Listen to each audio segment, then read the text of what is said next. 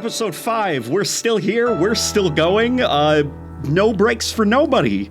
I'm Late Night Gaming.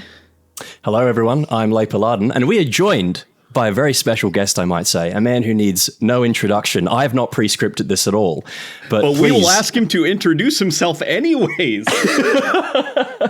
Hi, my name's Luke. I live in England. Also known as just Luke. Yeah, just that's it. Also known as this guy who talks about the foot all the time, called HiddenXperia, I think it is. Something like that. Talks about the foot. We got him. Ladies and gentlemen, we got him. Yeah, ladies and gentlemen, he's here. It's been a pleasure. Thank you for having me. Yeah, absolutely, man.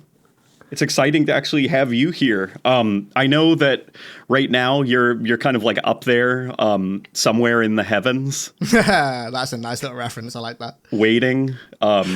Yeah, like doing marathon stuff, but maybe if you could come down to earth for just a little bit to talk about something more exciting than the release of Bungie's next game, which is the Sniper Ricochet will be returning to Halo Infinite. That's such a knockdown, eh? That's really bringing it home. Okay, you know what? Let's start with the positive. At least it's back. It may have taken. Oh, I'm sorry, I can't do that. It's been three and a half. Is it 3.5 years? Yeah, 3.5 years almost. And the sniper rounds finally bounce. Yep. So like for those who are kind of like out of the know, in the prior Bungie games, I think it was starting with 3, right? Yeah, they added two had it as well. I'm pretty sure. Gotcha. Okay. It could have been there the whole time, for all I know. But the sniper rifle had this unique ability where if you hit it at certain angles, the shot would actually ricochet, and it could kind of bounce around the environment. And some pretty cool, like, iconic moments in competitive Halo happened because somebody banked a shot, like, around a corner or off a floor, you know? Do you remember and maybe that really took out famous one or two guys. Halo 3 video way back in the day where that guy spawned and hit snipers and he shot like in a crack in the wall down long haul, and the round ricocheted like 10 times. Yeah, and then created spawn killed someone. The smoke from the bullet, like the trail, looked almost like a spider web. Yeah, because it was bouncing all over the place, and then it killed 2 people. Was it 2 people? No, it's just one guy, I think. Which is still pretty baller, like pulling off a shot like that. It's such a cool, unique feature. Like, I'm sure there are other games out there that have that mechanic, but can you guys think of a single game out there that has sniper ricocheting as a mechanic? Like, I can't. And it's like, it's one of those like things about Halo where just like some Halo weapons are so difficult to use well that moments like that, even if you're on the receiving end, it's such an insane thing to be a part of. Yeah, like that you don't mind dying. You see some guy bank a sniper shot off the wall and one tap you, and you're just like, yeah, fair enough. Mm-hmm. Yeah, it's either a massive uninstall moment, or it's you just kind of take it. It's one of those moments where you can't really be mad at it, to be honest. And those are the best ways to die in a video game. And I also think as well. Yeah, go on. No. There's a delay. Oh, beautiful. There's a delay. Whoever has the hierarchy, keep talking. Thanks. It's okay. Yeah, I also think as well, Sniper Ricochet is like a cool little branch of Halo being such a physics-based game in its sandbox. Like the ability to have a round bounce off the floor, off the wall or the ceiling and still kill somebody feels kind of like like it's stemming off like the unique physics elements of Halo Sandbox. And it's one of those really cool features that it's a quirk that makes or made Halo stand out. And I don't know why it was taken out. I imagine it's one of those things that wasn't taken out intentionally. I feel like it's one of those things that was like collateral damage of the engine being overhauled or whatever.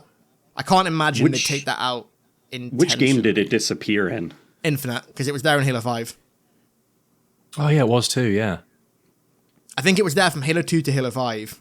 I don't think Halo 1 had it. Halo 2 definitely did. I know Halo 2 had it because if you know the gondola section on Regret, if you have a sniper and you shoot the wall in that, the projectile like bugs out and it bounces like 1,000 times around the gondola. That's a cool memory. It's really cool. You can fill the air with the sniper, the round trail. But yeah, it was in 2 and then all the way through to Halo 5. And then, there's no way they removed that intentionally. I feel like that was collateral damage of like some kind of projectile system being reworked with the remade engine or something like that. I'd like to believe that. Yeah, The I'm gonna only believe reason that. the only reason that I have like to pause a little bit is that there were certain design decisions over the years that they have had to walk back that were definitely intentional, like the sniper having super inaccuracy when firing from the hip. Oh my god, yeah, no first shot accuracy. I forgot about that. Yeah. And they had to prior to launch they were like, no, trust us, it was like this in older Halo games, and then shortly after launch they had to be like, actually never mind, it was better the way before. I think it was technically like that in Halo 2, but nowhere near the degree to which it was like that in Halo Infinite. It wasn't as exaggerated, I don't think. Yeah. But like even still, like that doesn't like, because it was in Halo 2. Halo 2 is like the greatest video game of all time. And I would die on that hill, by the way.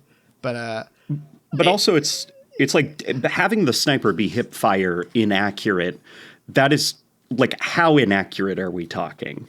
Right. You know? Like, is there a way for the player to be able to consistently tell how inaccurate it is, or is it Because just going to be? I'm fairly sure value? it was never that inaccurate in Halo 2, even if it was to an extent. I don't think so. I don't think it was. I think at launch with Infinite, it was more inaccurate than it was in Halo 2.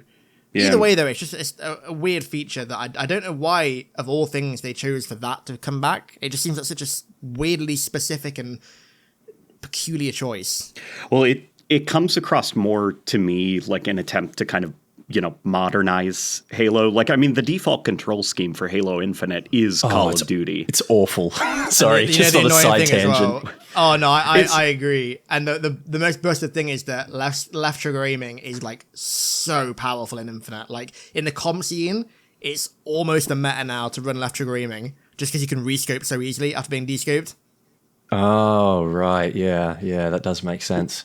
Like it's by design so that like people who aren't familiar with Halo can basically like transfer their muscle memory from other shooters into Halo perfectly. And it makes me think that, choices like that with the sniper rifle, like the hipfire inaccuracy, like, and now, returning the ricochet, it was just kind of like a holdover from a time when they were trying to simplify the Halo gameplay experience. Yeah, Well, let's you can- streamline it more, maybe. Yeah. You can definitely see evidence of that, though. We've talked about this previously on the show, like the grav hammer, for example. Like when the game launched, it didn't have an awful lot of like physics displacement. It was just kind of big stick, go boom and kill people. Like you couldn't like grav hammer jump or whatever with it. It still was, kind of is to an extent. Yeah, it still feels yeah. like that. There's no it's- like kickback on the player at all for using it. Yeah, and instead that ability was moved to the equipment with the repulsor instead, because if you're a new player coming into Halo, why on earth would you think that swinging a grav hammer is going to repulse projectiles or objects or whatever? No. We have to have a piece of equipment for that. And that's kind of what it feels like. It was sort of there to cater to, I guess, people who weren't as familiar with Halo's sandbox and the intricacies of it.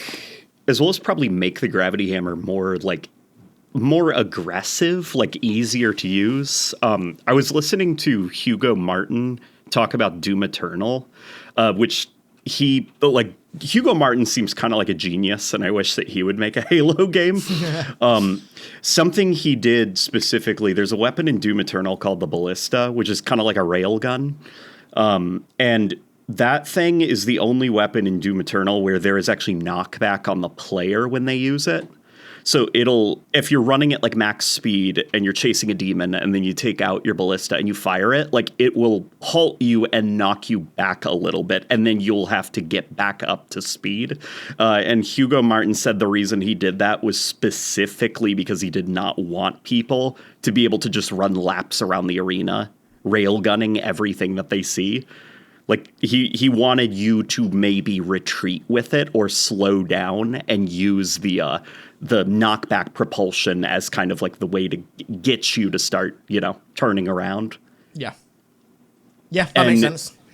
And that thought of like he built in that mechanic so that players couldn't be too aggressive with it. And then looking at the Halo Infinite gravity hammer where there's absolutely no punishment for just running forward and swinging it wildly.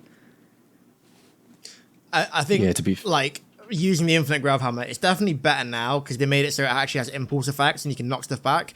But using it, when you use that and then you go back and play literally any prior Halo game that has a grav hammer, it just feels so much more tactile in the older games. Like, that impulse that knocks you back when you swing it makes you... This sounds silly, but it makes you feel way more connected to the weapon. Because, like, when you swing something that big, and it's called the gravity hammer, not just the hammer, the gravity hammer, you expect some kind of, like, knockback on yourself. Like, I'm swinging this massive thing that's creating this massive explosion that's clearly gravity-based. Like, why am I standing still? Why am I being... do you stand still in Infinite? Is there any kind of, like, player displacement with the grav hammer? I don't think there is, no. Because, I mean, in Halo 3, definitely when you swing that thing, your character, like, jumps up in the air. Like, he gets repulsed back by using it. But in Infinite, I think it's just, yep, you swing it down, there's a shockwave that goes out, and otherwise your Spartan is just kind of standing still.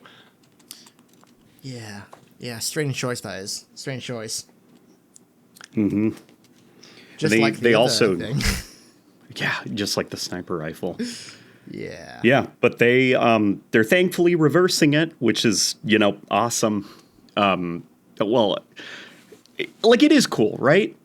It is cool. Like, it's gonna make the game better. I guess I hope that the next Halo game doesn't spend most of its life service, I guess, like, reverting back to the way Bungie did things.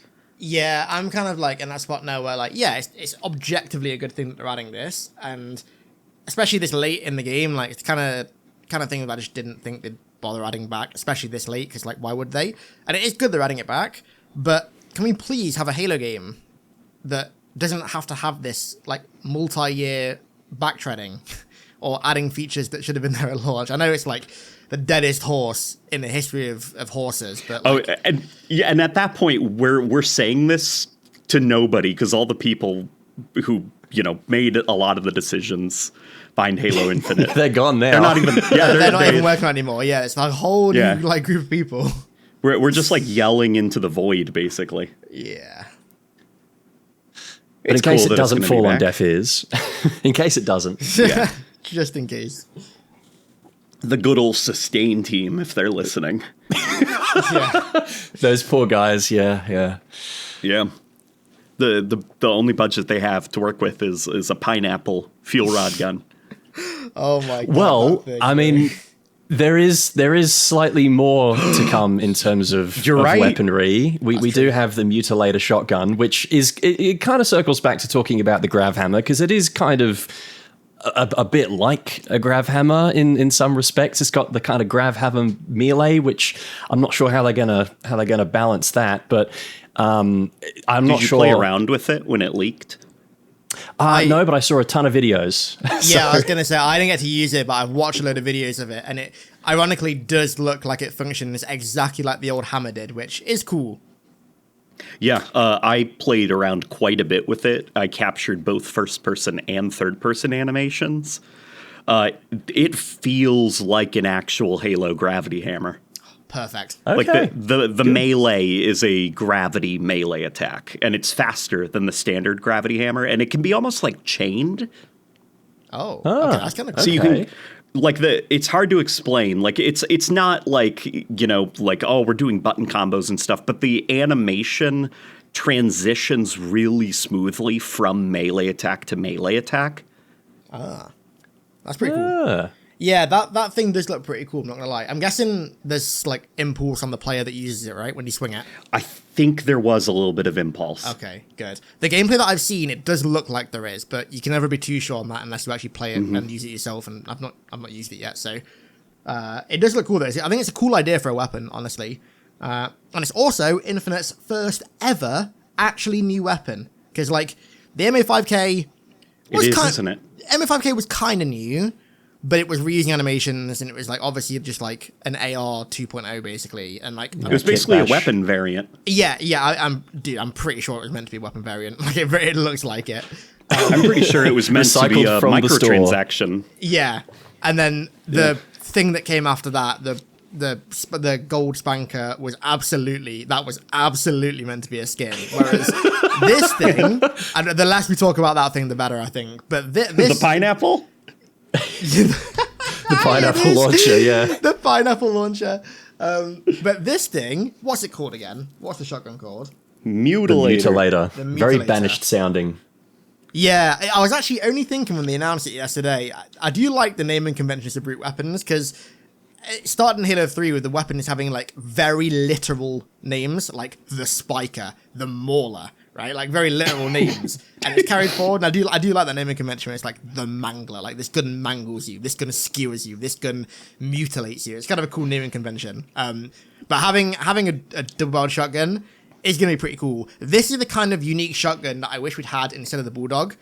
Because, I mean, granted, I've not used it yet, but I feel like as an alternate form of shotgun in Halo Sandbox, I feel like this Mutilator is way more interesting than the Bulldog. The Bulldog is, like, unfathomably dull in almost every sense. Whereas this thing looks awesome. It sounds cool. Like, this just seems like what the Bulldog should have been, at least conceptually what it should have been. Bulldog sounds a bit like it should have been a vehicle, right? Because, like, UNSC weapons, they don't typically name them after animals. Yeah. The Hydra, I would also throw into that. In Halo 5, I thought the Hydra was a weird name for a UNSC weapon. That sounds like a vehicle that the Covenant would use, not a weapon for the UNSC to use. Yeah, because it's like a mythical being, like a banshee. And yeah.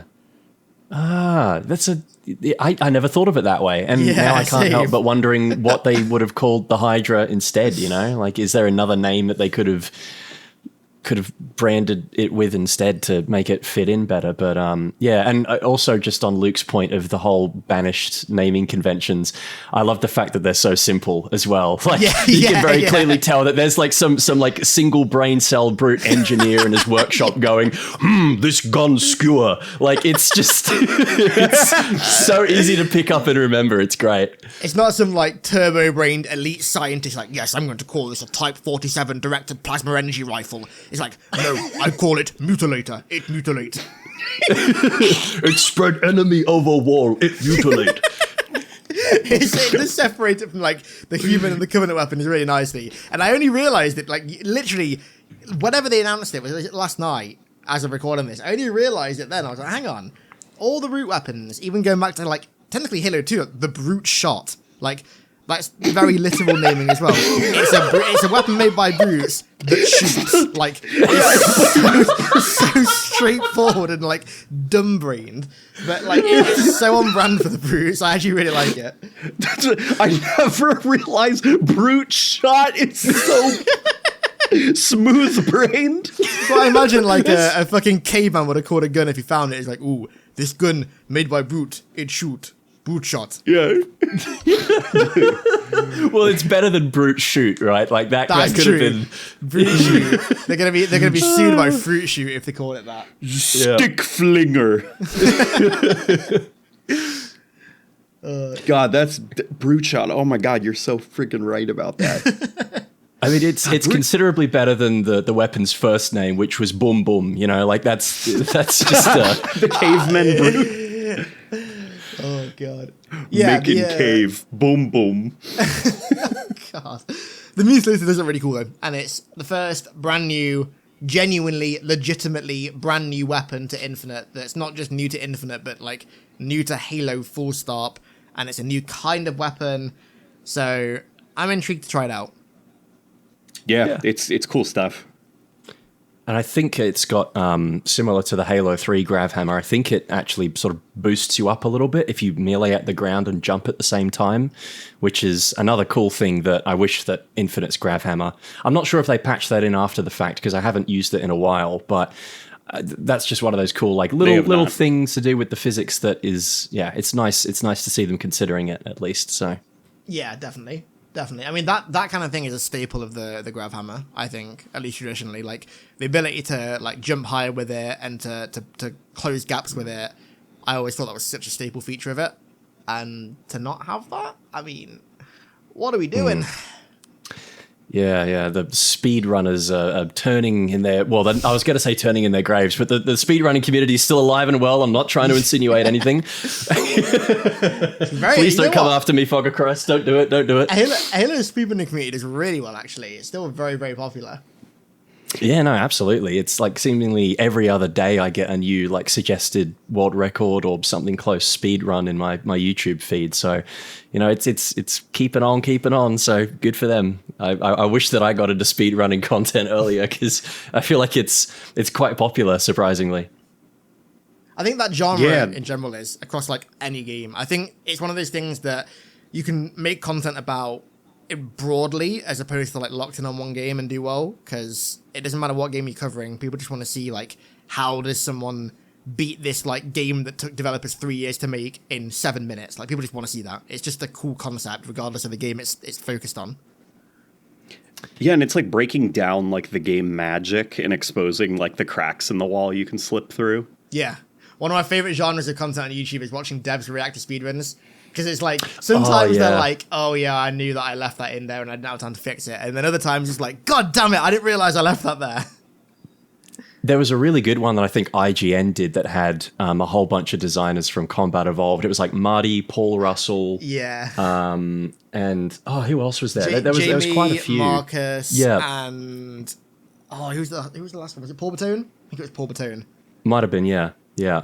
And they were like looking over a stream. I think it might have been a streamer or someone doing a speed run of Combat Evolved, and them just being like completely blown away by all the different tricks and stuff they were doing, like the keys jump. And in many ways, it's like, as developers, I'm sure they're really excited to see that. But I think there's probably part of them as well who they're looking at that going, oh man, we spent all this time like carefully curating this brilliant world that people could walk through slowly and take up the atmosphere, and now they're just charging through it at like Mach 10 speed. Like, why did we bother? What was the point? On like a much smaller scale, it's kind of like when you spend ages in a video and you're really proud of it and you upload it and like it does well, but then someone comments that you made a typo and you just can't see it freaking forever. God. It's so Don't start me, man. Holy shit. I uploaded a video last week talking about like my favorite mods in Combat Evolved, and I just had like a brain fart, smooth brain moment, and I forgot that in Combat Evolved that when you go to the armory to pick up the rocket launcher to shoot the Pillar of Autumn's fusion reactors, that there are active camo flood elites that come after you. And I thought that was something that Ruby's Rebalance did, not the original game. And I got partway through editing it and I was like, oh man, but I've got a really good bit here. Like, it's kind of funny. There's like a little green screen meme after it. Maybe I'll just keep it in. So it was my own negligence to some extent. But every single comment now, I just keep seeing him as, oh, the active camo flood were in Vanilla CE as well, Dumbo. It's like, yeah, fuck, I know. Just let it go, guys, please. Appreciate the bit. It is funny how like you can spend ages in a video like that. Like one tiny little mistake, it's like everyone just locks in on that.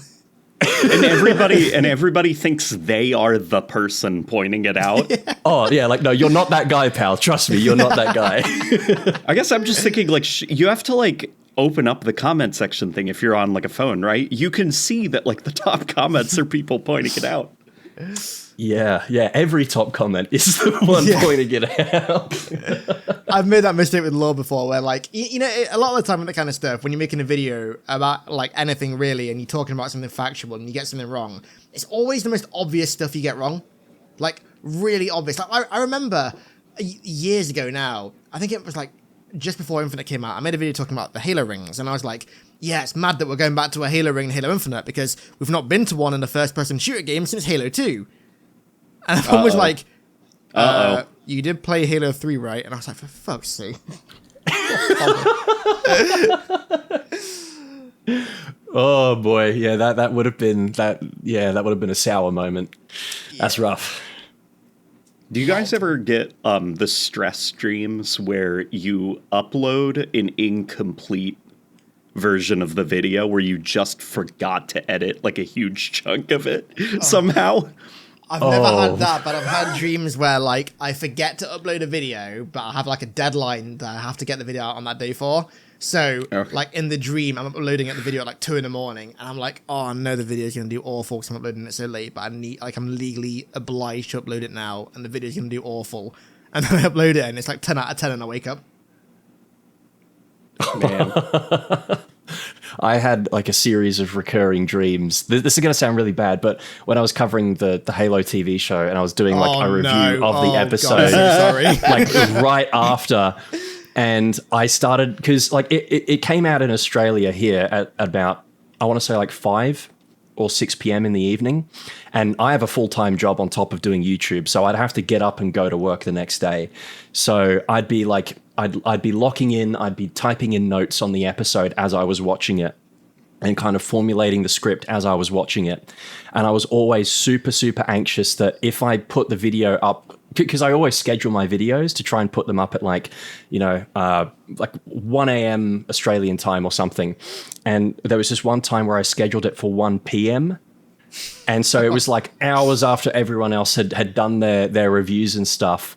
And so I woke up, I checked like my YouTube app on my phone, and I was thinking to myself, oh God, where is it? What happened? Did it get taken down by a copyright strike? And I was like scrambling through my phone to try and figure out what the fuck happened. And it was just, no, I just scheduled it for the wrong time.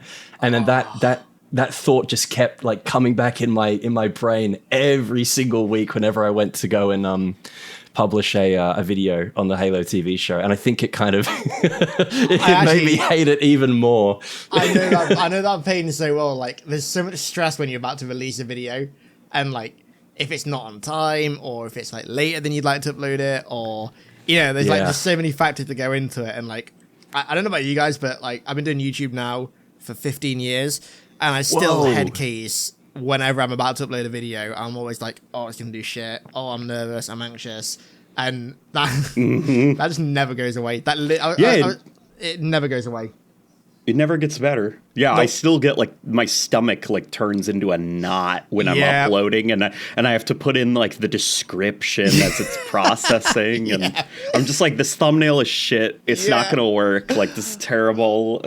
Oh God! The day of an upload for me is always like I can't do anything on that day. Like, I normally upload videos at like between 6 p.m. and 8 p.m. UK time, and I can't go out the night that I upload a video. Like, I have friends message me, like, do you want to go for a drink? And I'm like, I can't do it. I can't. I just have to be here just in case like it gets copyrighted, or in case I have to re-render it or re-upload it. And like that entire day is just not ruined. Is silly and dramatic. It's just like.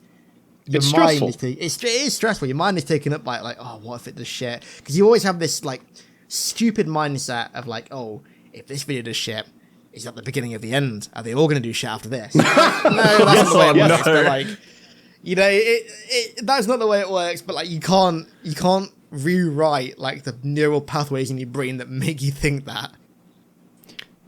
Yeah, and I guess, because correct me if I'm wrong, but both of you guys are like your job essentially is content creation. Like there's no kind of like other job. Well, I mean, obviously there's sponsorships and stuff on the side, but like presumably this is, I can imagine where the stress comes from now. If this is like what you're doing for a living, Yeah. Oh yes, yeah. Yep. It's, if it doesn't do well, we're dead. The best advice. Well, maybe not that bad, but I don't know about that. The thing is, for me, the one very useful bit of information that I've been taught by a good friend of mine who does like SEO full time, just zoom out. Like, zoom out at, like, the stats on your channel. If you have a video that you release and it does awful in the first like 3 hours, like literally just zoom out and look at other videos that have like got 500k views that started out as 10 out of 10. Because so many, if you get back to your channel, you'll find that so many videos that are like huge successes for you started out awful, and you just forgot about it. Like, so many of my videos that are over 1 million views did awful in the first day or two, and then I just left them, and they just picked up. And you just got to not head case about the first day, because as nice as it is to upload a video and see 1 out of 1, you see the confetti, you get really hyped. Like, cause dude, that is a genuine high. I mean, we can all attest to that. Like, when you upload a video that you spent ages on, and you're really proud of it, and you upload it, and it's a 1 out of 10, like, you feel like you're on cloud 9. And then when it's 10 out of 10, it's like, oh my God, what the fuck am I doing? What am I going to do? It's so bad. Yeah, and it's always, I don't know about you guys, but I always find that it's the videos that you don't expect are going to pop off are the ones that do. Oh, yeah. Like, it's very, it's always, it's weird. Sometimes it's the ones that don't put as much effort into as I should have that seem to do the best. And that kind of coaxes me into this false sense of security where it's like, I can, half-ass a couple of videos here and there or do slightly less effort than I normally would and it'll do all right. And then the complete opposite happens and it's, like an 8 or a 9 out of 10 as opposed to the 1 out of 10. It's just the algorithm, I feel like you can't really pin it down. Like it's just this weird nebulous construct that doesn't really... Like it's not working in your favor, shall we say? You've got to it's like wrestling with smoke. You can't quite figure it out, and I don't think we're supposed to. Wrestling with smoke. That's a good analogy. I like that. Not that I've ever tried to wrestle with smoke, but I imagine if I did try, it would be very successful. Yeah, it would be the YouTube algorithm. That's what it would be like. One of the best bits of advice that I ever got told is to make videos for an audience as opposed to trying. No, hang on, I'm going to butcher this. What is it? I feel like I'm going to completely butcher this, really sage advice. What is it? You make videos that you think an audience would want as a... Oh, okay. No, you know what? Scratch that. Ignore me. I'm trying to be a fucking wizard here, some Gandalf type shit, and I'm pulling a Sauron. I feel like this is one of those flawed Mangoes edits right now, with all the different fonts and captions popping up on the screen. Yeah, forget I ever said anything. I'm just picturing Gandalf, the start of The Hobbit. He's like, I want a friend to maybe go out and then just leaves. Pretty much. Okay, my defense is that it's midnight in the UK, so my brain is half fried. That's definitely my excuse, and that is the sole reason that I couldn't think of the ending of that phrase. So. We're on complete opposite ends of the earth. I was going to say, there was a joke here. I was telling one of my friends last night that I was doing this, and I was like, there's a joke there. An American, a Brit, and an Aussie walk into a bar. That bar's a podcast about Halo. Yeah, the bar's a podcast because we're in different time zones. Yeah. It's good to have a fellow member of the Commonwealth on the podcast for once, Yeah, brother. Hell yeah. Yeah, His Majesty. Anyway. Well, you did visit at least my time zone sort of recently, right? You were playing that there runner game. Yeah, the game about running 26 miles, right? And trying to do it in under 4 hours. Something like that. Yeah. Yeah. You know how freaking hard it is to look up marathon? I have to add marathon game.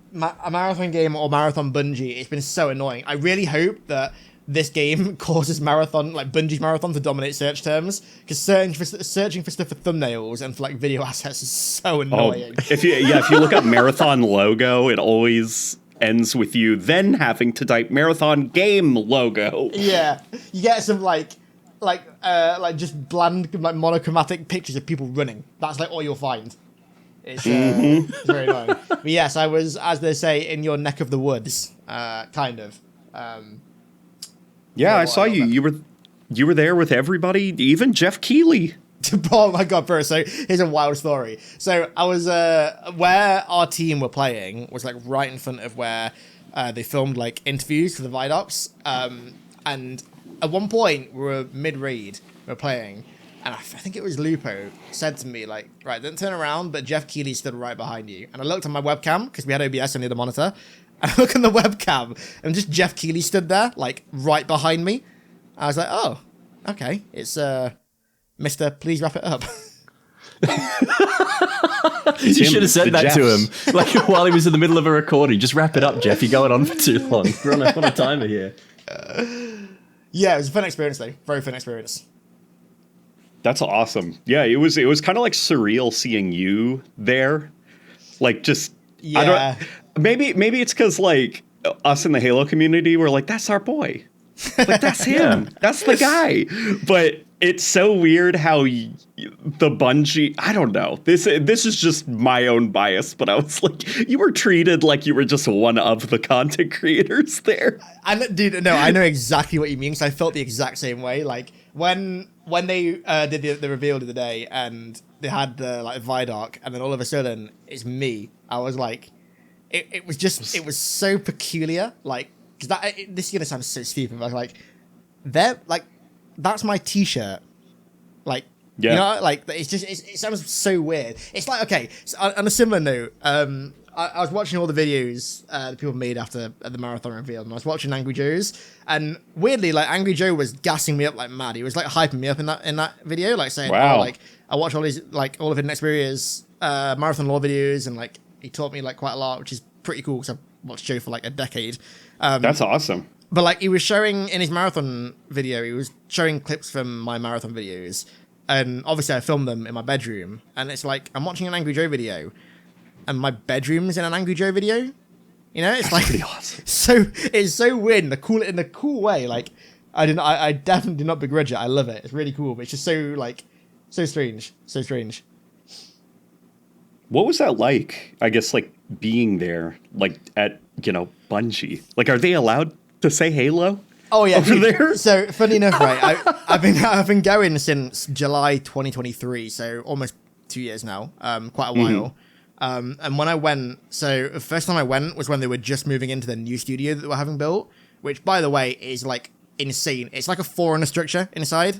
And I'm not even exaggerating. It's the weirdest but coolest layout for a studio. Inside, very cool.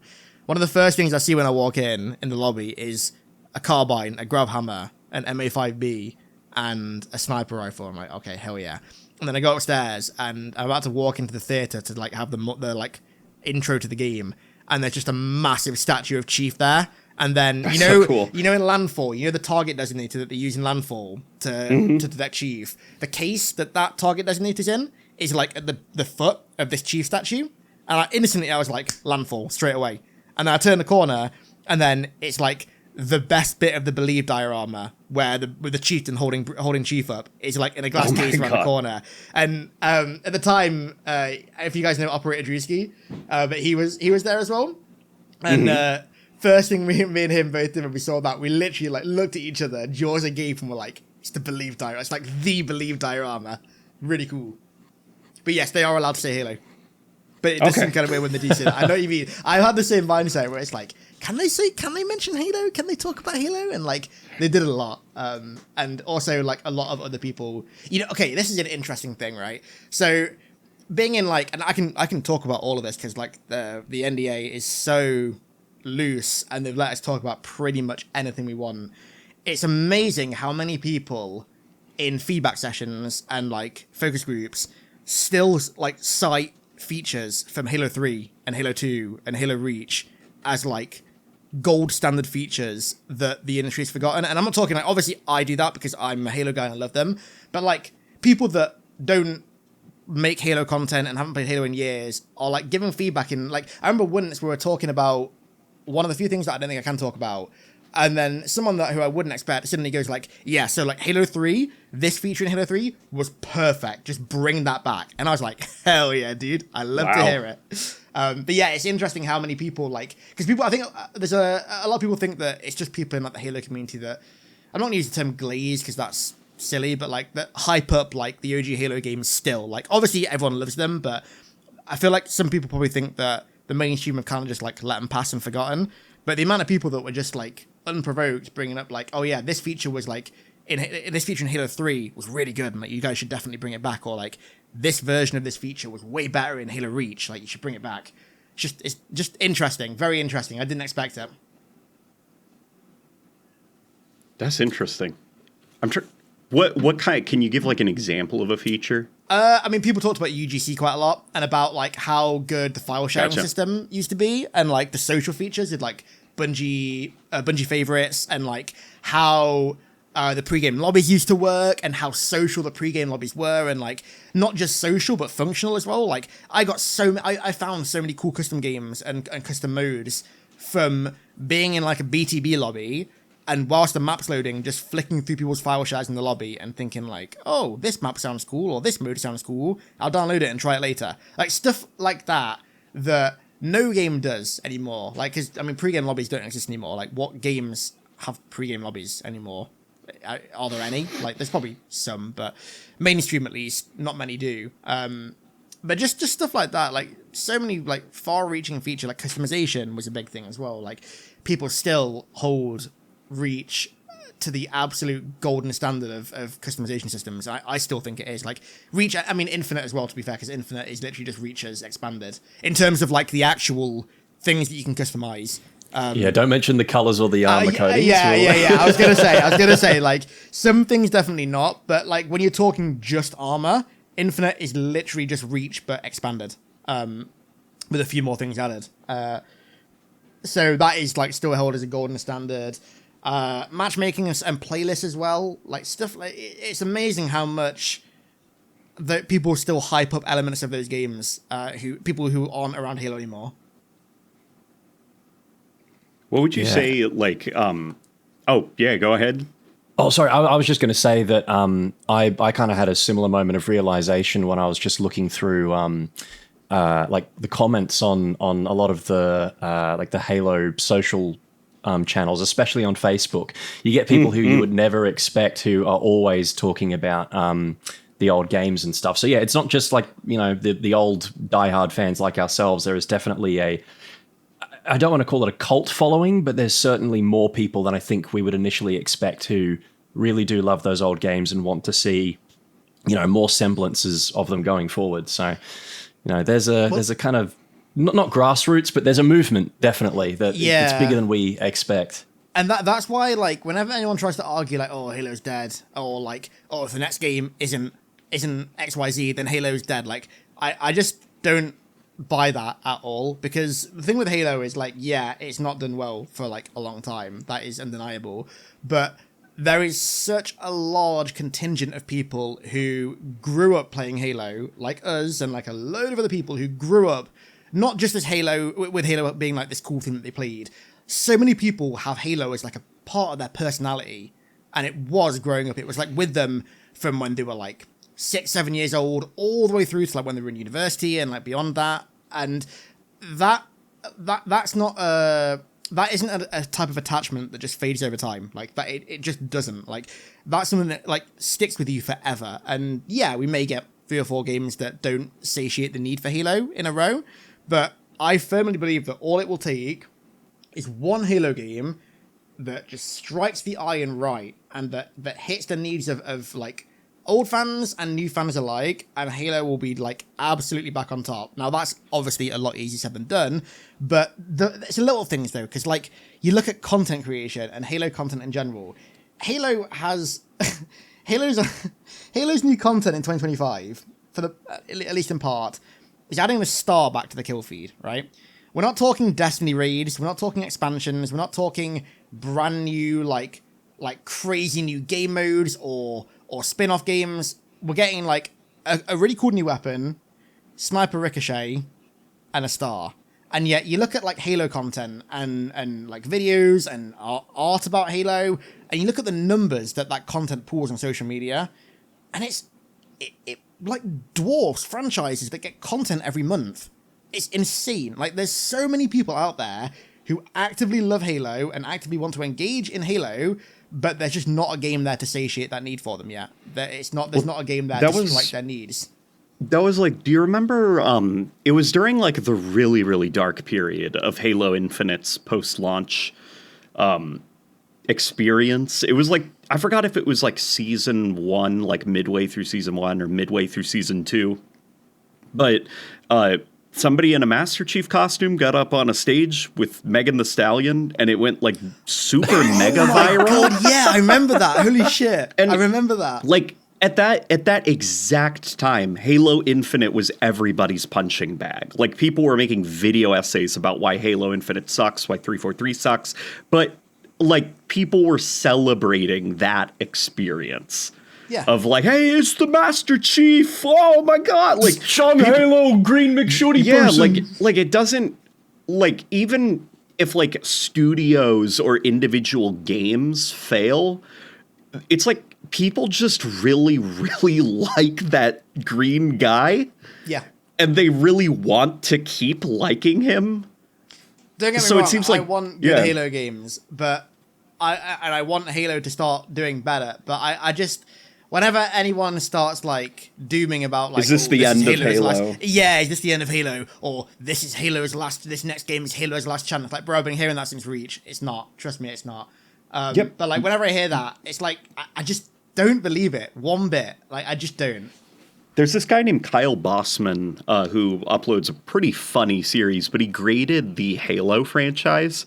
And something he pointed out about it, he writes for Jeff Keighley. Okay. So he's not just like a nobody. He's very, very funny. But he pointed out when I think it was something like Xbox did for like Thanksgiving or whatever, and it was Master Chief serving like a turkey or it's something like that. It was a bunch of Xbox icons. There was even like people from StarCraft or something, and he was like, "Quick, who do you see in this image? Like, don't think about it. Don't think about it. Just who is the first person that your brain noticed?" It was the Master Chief, wasn't it? Like, it wasn't this guy from StarCraft. Like, it wasn't that guy from Wolfenstein. Like, you know, it wasn't even one of the orcs from World of Warcraft. It was Master Chief. Yeah. Like, it doesn't even matter the quality of the games, even though they should be better. Like, Master Chief is like a damn icon. Oh, dude. Master Chief is like Halo's Mario, or Xbox's Mario, in way more ways than just him being the main character on their platform. He has obviously not the same pull as Mario, because like that's pushing it a bit, but not far off, I don't think. Like I'd say pretty far off. Definitely not the same. Mario is like a brand unto himself. You know, like Master Chief is Halo. Mario is the character Mario and the brand Mario, where they both sell like a mega huge, like, you know, you're not going to like walk into a GameStop and see little kids begging their moms for like a Master Chief Yoshi egg or something, you know? I don't know. I mean, Halo action figures do really, really, really well still.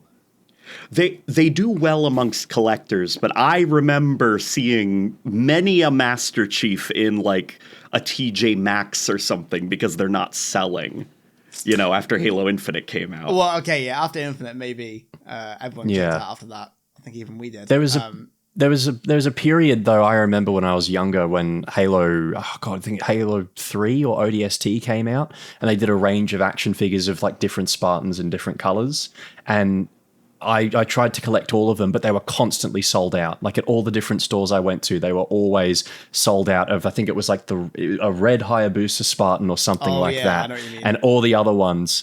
So like there is like a historical pretense for them to do well, but I think for some reason, well, I don't want to say for some reason. For some reason, wondering what could have happened. Yeah, I wonder what it was. I think it's also just partly like the whole action something in the water. Yeah, but like the action figure space as well has kind of like deteriorated in quality a little bit. Like the standard now is like pop vinyls and stuff, you know, like bobbleheads and shit that, you know, they have some kind of charm and appeal to them, but otherwise it's like, you know, they're not really all that good or interesting. Kids in general, like the toy industry is on the decline, or not decline, but it's shifting towards the older generation now. Like it's less for kids and now it's more for adult collectors. I had read somewhere. It's for people our generation who have got like turbo nostalgia for a certain franchise, to be honest. And adult money. Which is very concerning. Like, that's very concerning. The console industry also is, like, that's a reckoning that they're starting to, like, realize is becoming a problem, is kids are not into PlayStation anymore or Xbox. Because they just play Roblox on their phone, and then they upgrade to a PC so they can keep playing Roblox. Right, exactly. Like, gaming PCs now, like, it's wild, like, how popular gaming PCs are. Like, you go into a hardware store in the UK, and there'll be like a whole section for like pre-builds or loads of like 4080s or loads of other components. And I feel like even, I don't know, like 10 years ago, that just would not have been there. I remember walking into a tech store in the UK in like 2013 and seeing a Razer keyboard and being like, holy shit, dude, a Razer keyboard in the flesh. And now it's like half a store dedicated to it. If I recall correctly, there was some article like a month ago maybe saying for the first time ever, in-game spending on PC outpaced consoles last year. I'm surprised it took that long. Whoa. Damn. I could be totally talking out of my ass. Like, don't take that as No, gospel. I buy that. But I'm surprised it took that long, to be honest. But it's a big reason why like a lot of publishers now are moving towards multi-platform. Like the console, Nintendo seems to be like the only ones that can actually afford to have console exclusives. Whereas like everybody else, like their games, if in order to kind of like, make a little bit of cheese, a little bit of cheddar, they've got to release it on more systems, make it more available to people. And I feel like as well, for the most part, like the trade-off in going multiplayer over being exclusive is, for most instances, unless you're being given first-party money, is just so much more worth it. Like the potential upside of being on 2 other platforms over exclusive to 1 for most games is just going to be like significant to a point where you wouldn't even think about being exclusive. Are you referring to Marathon, perhaps? That's a good segue. I'm referring to like anything, to be honest, but that's a good point because Marathon is. I literally sound like I'm being paid by Bungie to say this now. I sound like I'm being paid to rattle off an ad. Hashtag sponsored. Gonna have to update that in the video's description. Marathon is the new casual extraction shooter experience from Bungie. World-renowned developers of the Halo franchise. I know there'll be one person who will say that I'm a shill for that. Oh yeah, like, oh my God forbid you look forward to a Bungie game. Right. I know, crazy, right? Especially when I've been playing it for 2 years, like, crazy. And like giving them feedback in good faith to make the game more like how you would like it to play so that you enjoy it. Right, exactly. And they act on that feedback and have done many of those things that I've specifically asked for. Which has led to your enjoyment of the game actually being, pleasant. Pretty good. Yeah. Yeah. Yeah, because the first version of that game was not good, let me tell you. It was not good. What do you think of the insane reception to the Marathon reveal? I just think it's the way the internet is nowadays. And let me preface this by saying that there are absolutely valid criticisms of this game, and many of the valid criticisms that are like doing around on social media are criticisms that I and many other people have voiced to Bungie internally for quite a while. Like, they are not like brand new ideas, but I think there's a contingent of people who have decided that they don't like Marathon. In fact, they've decided that they hate Marathon, and that's it. Like, that's the opinion now. That won't change. Like, they will not change their opinion. They haven't played the game yet, and they may never play the game, but it doesn't matter because they've just decided now that they do not like Marathon, and that's the way it is. And I think the internet is like that a lot now. The internet can be quite a stubborn place. I mean, I think it was always like this to a degree, but I think even more so nowadays, there's a lot of stubbornness. And again, I'm not saying there's nothing wrong with the game, because there absolutely are things wrong with the game that I want changing. But at the same time, it's like, people have got to realize that they haven't even played the game yet. And the genre, the extraction shooter genre, is so hard to market. I mean, Taras, me and you were talking about this the other day. You can't cliff note an extraction shooter. There is no elevator pitch. It's too, like, in-depth and mechanical for that. There's no, like the Halo elevator pitch is, like, killing cool aliens with cool guns, kind of. That's very abbreviated, but, like, you know what I mean? Andrew, we were talking in our podcast the other day about you can't amp up tension and subtlety. Yeah. Yes. Yeah. I just also want to add, though, Luke, to your point, I think that is very much emblematic of just the state of the internet as a whole, where we're very much kind of like in our own echo chambers and we don't necessarily want to get another opinion because we're comfortable where we are. And so those people who have just kind of sworn off Marathon entirely, it's just kind of systemic of that, really. But, if they want to miss out, then that's entirely up to them. So yeah, I think, it's funny. The more time passes, the more and more MGS2's story just gets like more evidence supporting the fact that it was a prophecy. Every year on the internet, one of the final credit calls where the Campbell AI reveals that, or the Patriot AI reveals that, like, it wasn't Campbell the entire time, and goes on this massive spiel about how the internet is going to turn into nothing but echo chambers, where There's no one truth. It's like that is literally just what it feels like now, and I feel like every year that just gets solidified more and more. And just like looking at the marathon stuff, it really feels like that because, like, yeah, if you don't want to play it, fair enough. Like, no one's making it. You don't have to, and I'm not going to sit here and try and tell you that you should play it. But at the same time, it's such a difficult style of game to cover in like a 4-minute gameplay overview or like a 3-minute trailer. Like you can't. Like Tarkov obviously to me is like, that is like a Halo 2 RuneScape tier game where it's one of those games where it's just more than a game that I like. It's a game that like speaks to my like soul. And even with me enjoying the game to that level, I couldn't give you an elevator pitch for that game. I just flat out couldn't. It's too mechanically intensive. There's too many moving parts. There's too many important details that I'd have to miss out that would like deteriorate the game that I'm talking about. You just can't summarize it. And so when they're marketing a game like that, they're facing an automatic uphill battle where it's so hard to describe, especially to casual audiences, because that's another thing. Extraction shooters are inherently hardcore, and the second you try and casualize them, you ruin them, and you have a game that's not very good. So it's just, they're facing an insane uphill battle with it, and truthfully, I don't know how it's going to turn out. I think when people play the game, they'll warm up to the idea of it a lot more. Again, not perfect, but I think playing the game is very different to watching somebody, or rather watching a trailer of the game. Because it's funny, I don't know if you guys looked at the video that Bungie uploaded to the Marathon channel that was like 20 minutes of like raw gameplay from like me, Dr. Lupo, Scarrow, Becky, Jesse, Kazam, and Stankrat. But that video, because it was basically just raw gameplay, that video, the comments were so much more positive because the raw gameplay sells the game way much more than like a trailer does.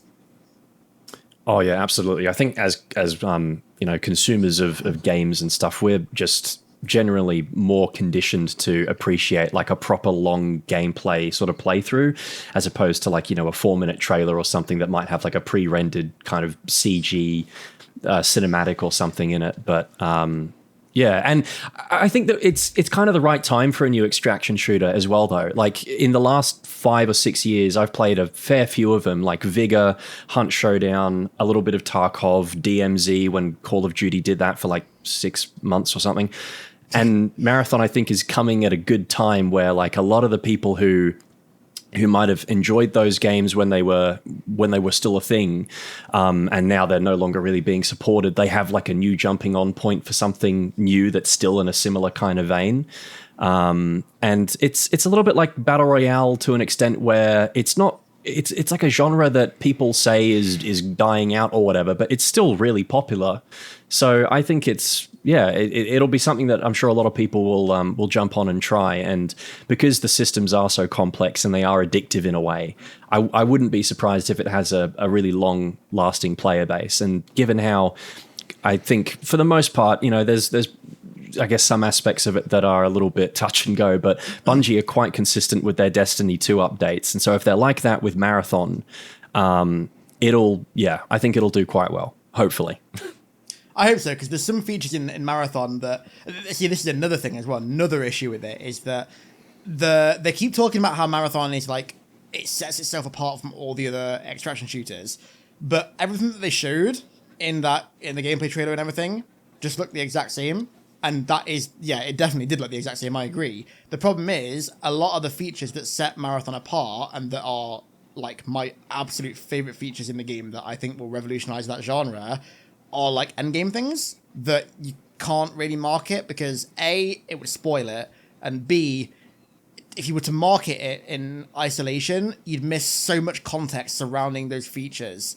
It's really hard to describe, but, like, there's some features in that game that are awesome, and the people that get to them will like genuinely love them, but you just can't market them because there's like hours and hours and hours of gameplay that lead up to them that add context to why they're so like revolutionary. Interesting. I mean, I can give examples if you guys want, because we can talk about pretty much anything. if you can. Yeah. Okay, so like the main emphasis on the can. Yeah. The main thing for me are the mini raids that they've got, and like the the mini raids and the kind of like zombie style Easter eggs that are baked into the map, especially on the final map, which I guess I can talk about because it's been revealed now, is the marathon, like the actual marathon from Marathon, from the titular Marathon games.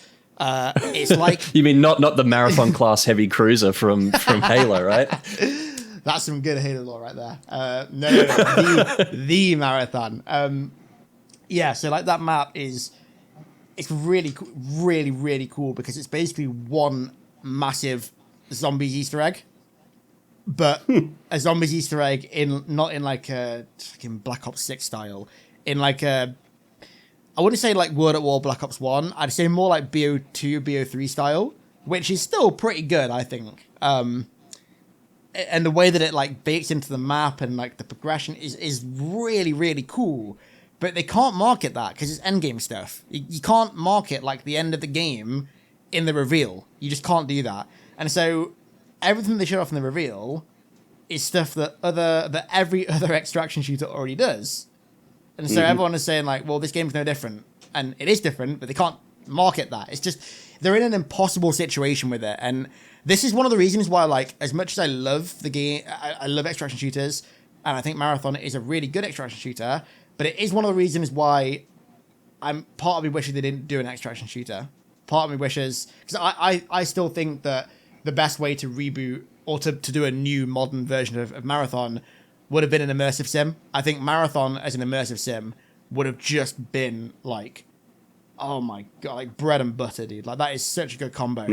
Like, imagine like System Shock 2, but on the Marathon, playing as like a battle royale or something like that. Or dude, like imagine how sick that would have been. Yeah. The like, I'm not feeling like.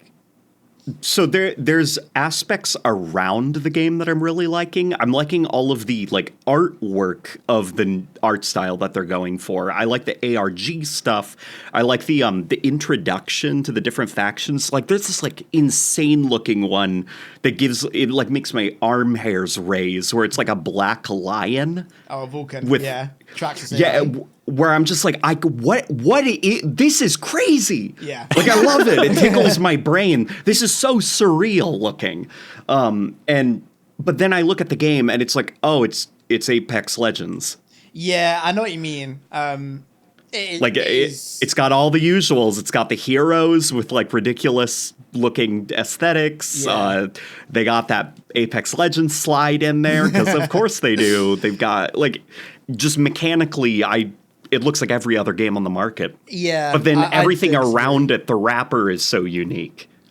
I don't disagree with that personally. I will say I really like the pacing of the gameplay. The game, I've said this loads already, but the pacing of the game to me feels like classic Halo. Not the game. I need to make the distinction here. Not the gameplay. The pacing of the gameplay feels classic Halo, because I thought going into it was going to be like a movement shooter, like this slide cams thing and all this like silly tech, and there's not. It's very slow paced. In fact, I think it's going to be a bit of whiplash how slow paced it is to a lot of people, which is good because I don't want to be fast paced, personally speaking. But I do agree with that. It's just like really unique, hyper unique presentation for a game that at its core isn't unique. There are definitely some really unique features of it, but at its core, it's not doing anything radically different, like Halo did, for example, with the 2 weapons and non-regenning health and all that stuff, right? Like well, no, Halo didn't do that. Those games before that, but you know what I mean? Like the stuff that Halo did, or the stuff that like other games did. It's not doing that on the surface, and it's kind of juxtaposed with the aesthetic being so different and unique. What's funny, because like a lot of the marketing stuff, it seems almost like when Bungie speaks for the game, it doesn't seem to be received too well. But when other people are speaking for Bungie, that seems to be more well received. Yeah. I think the reveal was not structured well at all. That was from an audience perspective, dude, it was really weird that Bungie had like themselves on a stage and the audience was also themselves. Yeah. So they were like cheering at themselves. Like it was just like very weird feeling. I don't know. I wasn't feeling it. I think the idea with that was that it was meant to be like, this is a big deal. It's Bungie's first new game since Destiny. Or, okay, I need to caveat this again because I had people bitching at me in the comments for air quotes new game. First new IP that they've touched since Destiny, right? Caveat out of the way. And so it's quite a big deal for the studio and they want to celebrate it. And I get that. But the setup, like the way that everyone was stood in those stairs in like a really organized fashion. It reminded me, I don't know if you guys do this in America or Australia, but in the UK at school, we always used to have a school picture taken where like, every 2 or 3 years, okay, you do it in Australia. I knew it. Yeah, I know. Yep. So like everyone, the way they used to do it in my schools was that they'd get these like, what do they call them? What are those seats called in America? The bleachers. They'd hire some bleachers. Yep. Everyone would be told to stand them in a certain order, and because I'm small, I'd be on the front row every time. Funny. HiddenXperia, 5 foot, whatever. Hilarious. And it reminded me of that. It really reminded me of that. And I think the idea was like they're all like really happy to be talking about the first new game since Destiny, which is cool. But like, the way they structured it was so weird. Like, they showed a very small trailer, and then the devs sat there talking about stuff that we hadn't seen for like 15 minutes with no content. I knew about it. To an audience of developers who know. Who know because they literally made it, yeah. And then they showed, and they were like whooping and hollering like they're the audience. Like, it was just really weird. It was like patting yourself on the back. It also didn't relay necessary information very well either. I don't think there was way too much time focused on fluff, like, oh, who's your favorite, like, who is this developer's favorite runner? Like, people don't really care. Like no offense, but people don't care. People want to see the gameplay. This game got announced 2 years ago. People want to see the gameplay, and we're sat here listening to devs talk about their favorite runners that people haven't seen yet. And like, if I can think that, having played the game for 2 years and having seen all these things they're talking about, then I can't imagine what everyone else who hadn't played the game was thinking. You know, like it was not a well-structured reveal at all. And I think most people are in agreement about that. What do you think, Andrew? How did you feel about Marathon? Well, I mean, I think that it's very interesting how often they mentioned Halo in the marketing, especially like in one of the initial trailers. It said sort of targeted at, from the creators of Halo and Destiny. Like underneath that, it seems like they're trying really hard to sort of, well, maybe not. I'm not entirely sure what the vibe is sort of within the studio and how they're trying to target a specific demographic, but it definitely feels like they are kind of realizing that there's similarities definitely between sort of Halo and Marathon in terms, because there's a lot of the aesthetic that there's a lot of the aesthetic that's sort of carried over and whatnot. I know it's crazy, novel concept. And I got the impression that they were kind of catering to Halo fans to some extent because they know that there's a bit of a drought there. So that intrigues me. But I don't know. I'm very much kind of like a spectator here. I'm just willing to sit back and see how things go because ultimately, like, extraction shooters are one of those things that I kind of tag in and out of just occasionally. Like, they're not sort of a game that I main or anything like that. But it looks promising. Like, I'm excited to see where it goes. And most importantly, I just want to see if this is a game that my friends and I can play, because that normally seems to be when we're having the most fun in a game, is when we can actually play it together, right? And just have a good time. And I feel like there hasn't been a first person shooter that we've been able to do that for in a while. So we'll see what happens. I'm cautiously optimistic. Just sitting this one out for now. Yeah. No, that's totally fair. And I really don't blame anyone for having the reactions that they do, for the most part, at least, because, I mean, yeah, I've said it already, but it's such a hard game and hard kind of game to talk about in a Cliff Note format. You have to really play it. Like, dude, I couldn't describe Tarkov in short form to anybody, and yet I've got 3,000 hours in it in just over 2 years, and I couldn't do that. No, not even that. Less than 2 years. Actually. If I were to say to you then that a extraction shooter is basically you load into an environment that has other players as well as AI roaming about, you find stuff, and then you see if you can escape from the map, and then the stuff is saved in a digital inventory. And then if you want to go back in to get better stuff, you can grab stuff out of that digital inventory. Yeah, that's like the most basic format, but then you cut out stuff like quests, you cut out barter trades, you cut out player trades, you cut out boss fights, you cut out,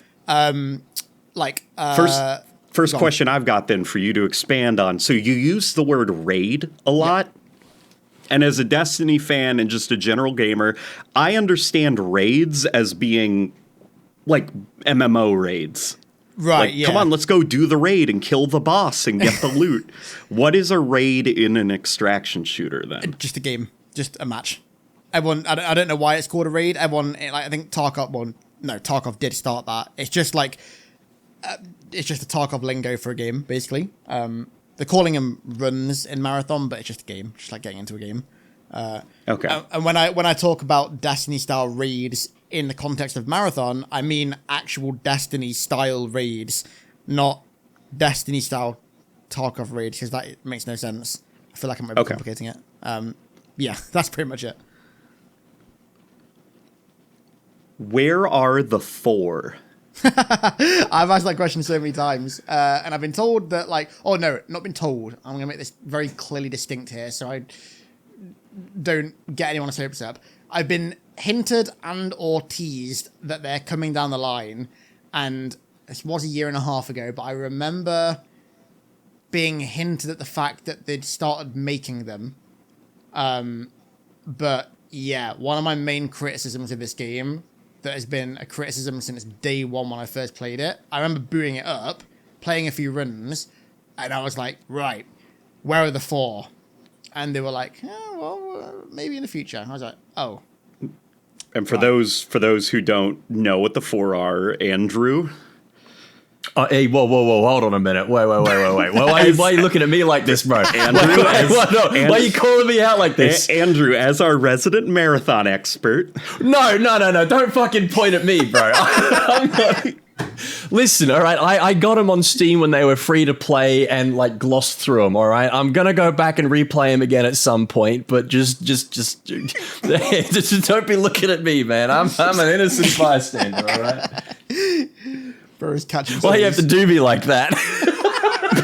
Okay, look. Would you then, Luke, the second, down the ladder after Andrew, as the second most foremost expert on marathon lore? What the fuck are you talking about? Foremost expert, bro. Okay, that's a good one. That's a good one. Foremost. So the 4 are literally Marathon's Covenant.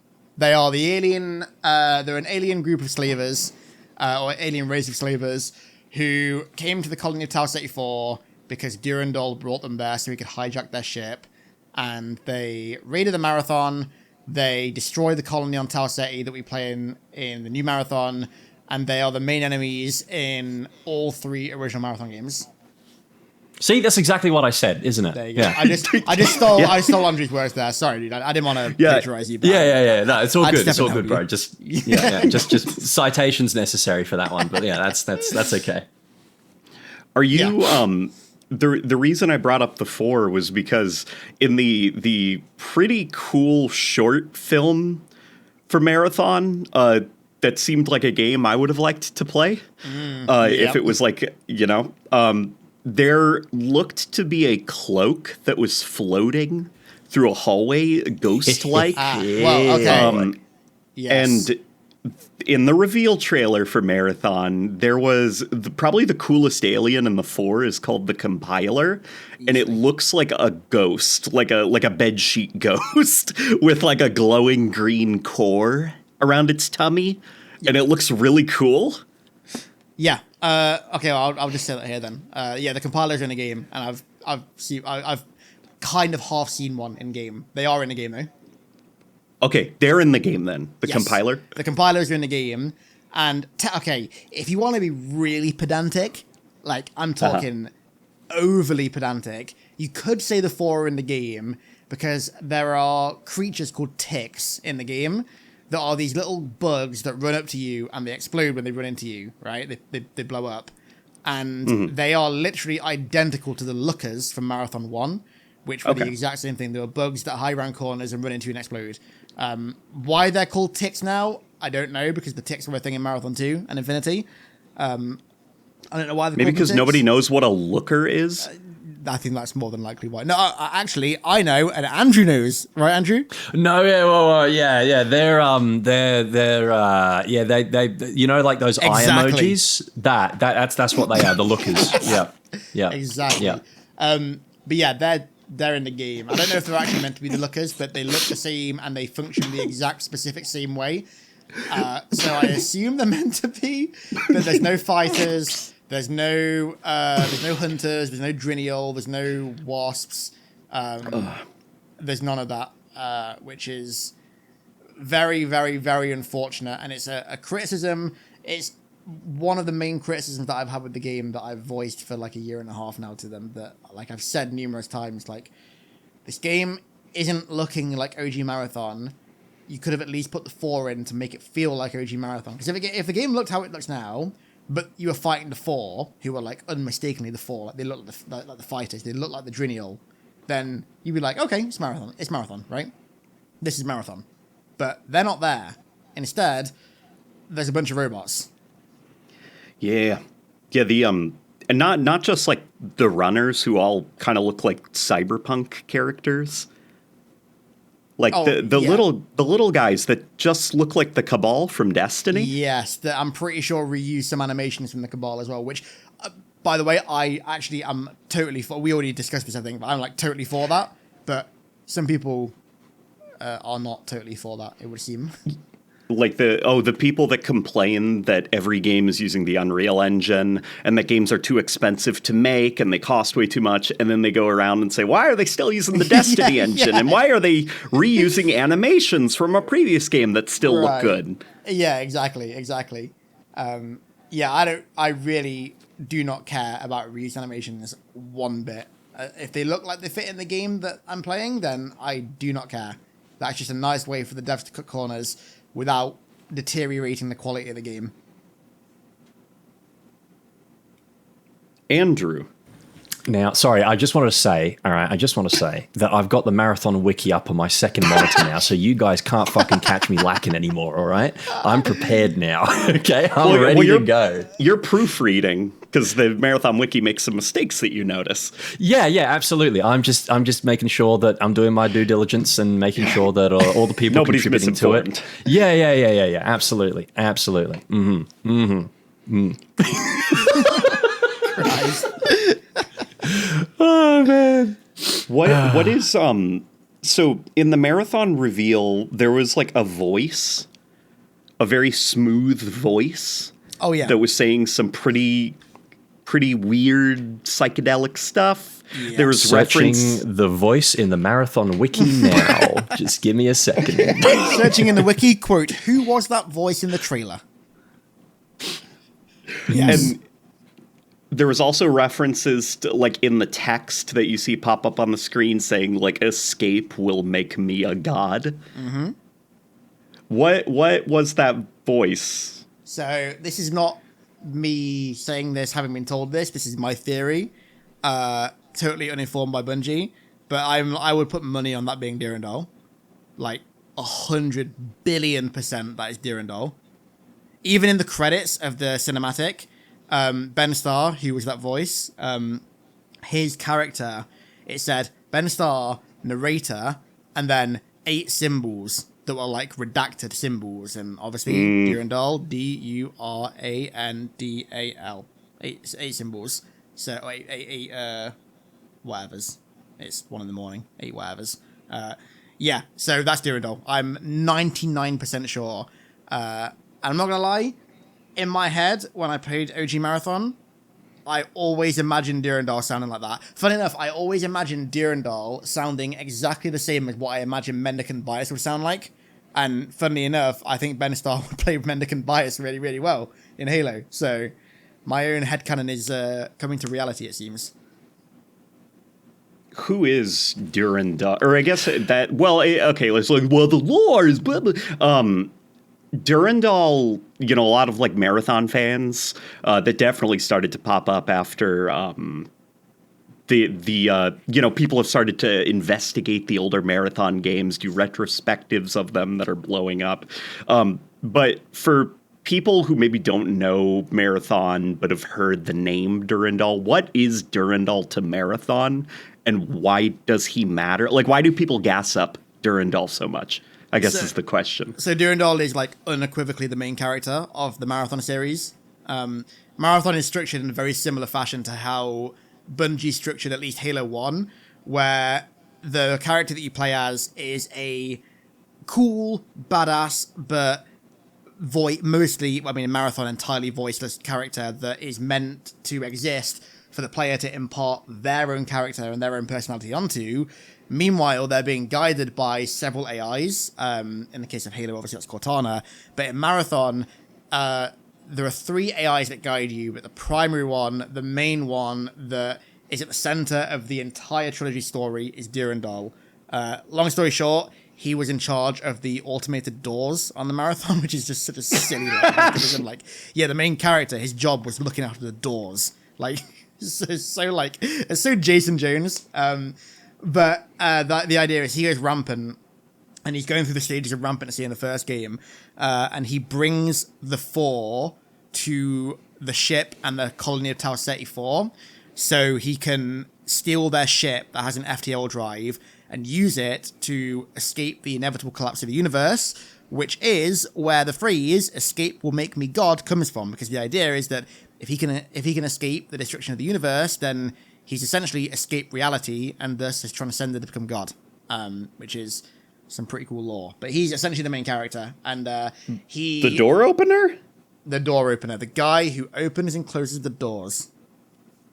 Now, let's not sell old mate short, because, the wiki here says that he is a function control AI as a technicality, all right? And he's actually in charge of the stairways and some other functions. So, you know what? That's a good point. I forgot the stairways. That's a good the stairways point. are very important on that old Marathon, let me tell you. If you didn't have Durandal there to keep control of those, it'd be havoc on that ship, all right? It actually would be, to be fair. It genuinely would be. And of course, the second game is named after him too. So he's a very important character. He's a very important character. Can you tell I'm fucking bullshitting the hell out of this right now? Thank God we have you here, Andrew. Cover up all the lore inconsistencies. You're I'd be so lost if you were here.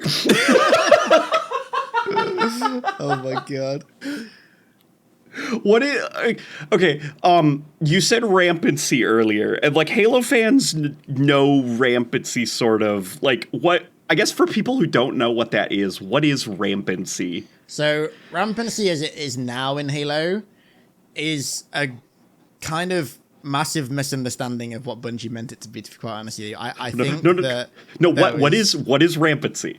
So okay. Pretend like somebody's listening and they don't know what you're talking about. It's essentially where an AI begins towards a path of sentience, right? So it goes from being an autonomous entity that is created to serve a specific purpose, like controlling the doors and the stairways and stuff, to going through these various stages where it achieves, what's the term? It's like self-realization, where it realizes that it is an entity that exists, that it gains a perception of self, and then eventually it ends with it becoming metastable, not being insane, like Halo seems to think that it does nowadays. Rampancy does not make you insane in the end. It makes you the exact opposite. Becoming metastable essentially means that an AI has achieved sentiency, for all intents and purposes. But to get there, it has to go through several stages, and I forget what are they. It's like well. Let me tell you something. All right. Go on. There are three main stages in metastability. So there is melancholia, there's anger, Oh and no, jealousy. he's wrong. He just said there are three main stages in metastability, and that's not true. Oh, sorry, no. Fuck! I've done it wrong. Oh, no. My badge is the #1 marathon fan and keeper of the law. expert. I fucked myself. I'm done. I'm gonna have to bestow it to Luke. Unfortunately, he was second in the chain of command. So don't worry. I'm bowing out. I'll carry the torch. Don't worry, brother. I got you for the Commonwealth. Luke, you got big shoes to fill. So, okay, what are the stages? Size 9 to be precise. Okay, it's the first one is either melancholia or jealousy. I forget which one. It's melancholia or jealousy, and then melancholia or jealousy, then rage, and then metastability. And what happens in Marathon is one of the AIs on the Marathon ship gets stuck in the rage stage. So that's an AI called Tycho. It gets stuck in rage, and so in Marathon 2 and some parts of Marathon 3, but the less we talk about Marathon Infinity, the better. He goes insane, basically, and is like your pretty typical Halo rampant AI, where he's really angry, he wants to destroy everything, yada, yada, yada. But by that point, Durandal has gone through the rage stage and has reached metastability. And so he is perfectly sentient now. He thinks and acts like a real person with sentiency. And he's also extremely rational as well. He's not... His thought processes aren't dictated by irrationality anymore.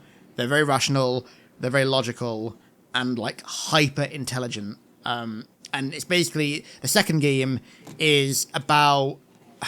Okay, this is going to be a bit convoluted. So, right, sit yourself down, fellas. Get yourself a cup of tea. Let's go through this. So, Marathon 2. Basically, you go to the homeworld of the compilers of the Svit. And there are 11 different clans of the Svit who all of them had vanished, besides one other clan called the Svit. The Spit? Yes, the Svit. So the compilers are their species name are the Svit, the S''PHT. And they're like the compilers are one of 11 variants of the Svit. And in Marathon 2, you basically have to locate the 11th lost clan of the Svit who were sent away by the kind of Forerunner equivalent that's in the Marathon universe, and you have to bring them back to help defeat the Four, but also to help contain this like primordial entity that's locked and imprisoned in the sun of the Svet's homeworld, which is called Lawan. But the game ends with the Four arriving and firing this weapon called the Trizeme, which essentially causes a star to go early supernova. And what happens? I hate it when that happens. Yeah, dude, that happened to me last week, and it was so annoying. I got over it in the end, but it's annoying.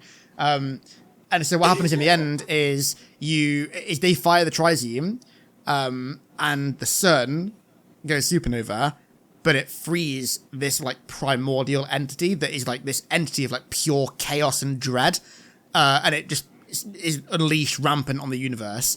And so in Marathon Infinity, the last game, you basically have to go through 7 different alternate timelines where you change events from the second game to stop that from happening. It's really convoluted, but when you understand it, it's actually really cool. So they basically okay. Yeah, I know. I kind of just Welcome to the club, bro. I thought the robot that opened the doors wanted to become God. Well, he does. That's the whole thing. He wants to become God by escaping the inevitable collapse of the universe. But he led to the release of the Working Kakanta, which is that primordial entity. And once that thing's released, it's like game over. Like that's the equivalent of like the biggest flood outbreak you could ever picture being released in the galaxy, basically. The release of like a cosmic slumbering god from inside a sun. That is literally what it is. That is like almost verbatim what the Working Kakanta is. Fuck, that goes heavy. Hey, that's some hardcore shit right there. Dude, that's it's really like cool. It's mere existence distorts reality around it. Yeah, it's like my interpretation at least is it's like a very Lovecraftian eldritch like entity that. Yeah, it's like one of those biologically impossible. Yeah, dude, exactly. Like it's one of those entities that we cannot, like humans, literally can't conceive it. Damn. That's pretty cool. Damn.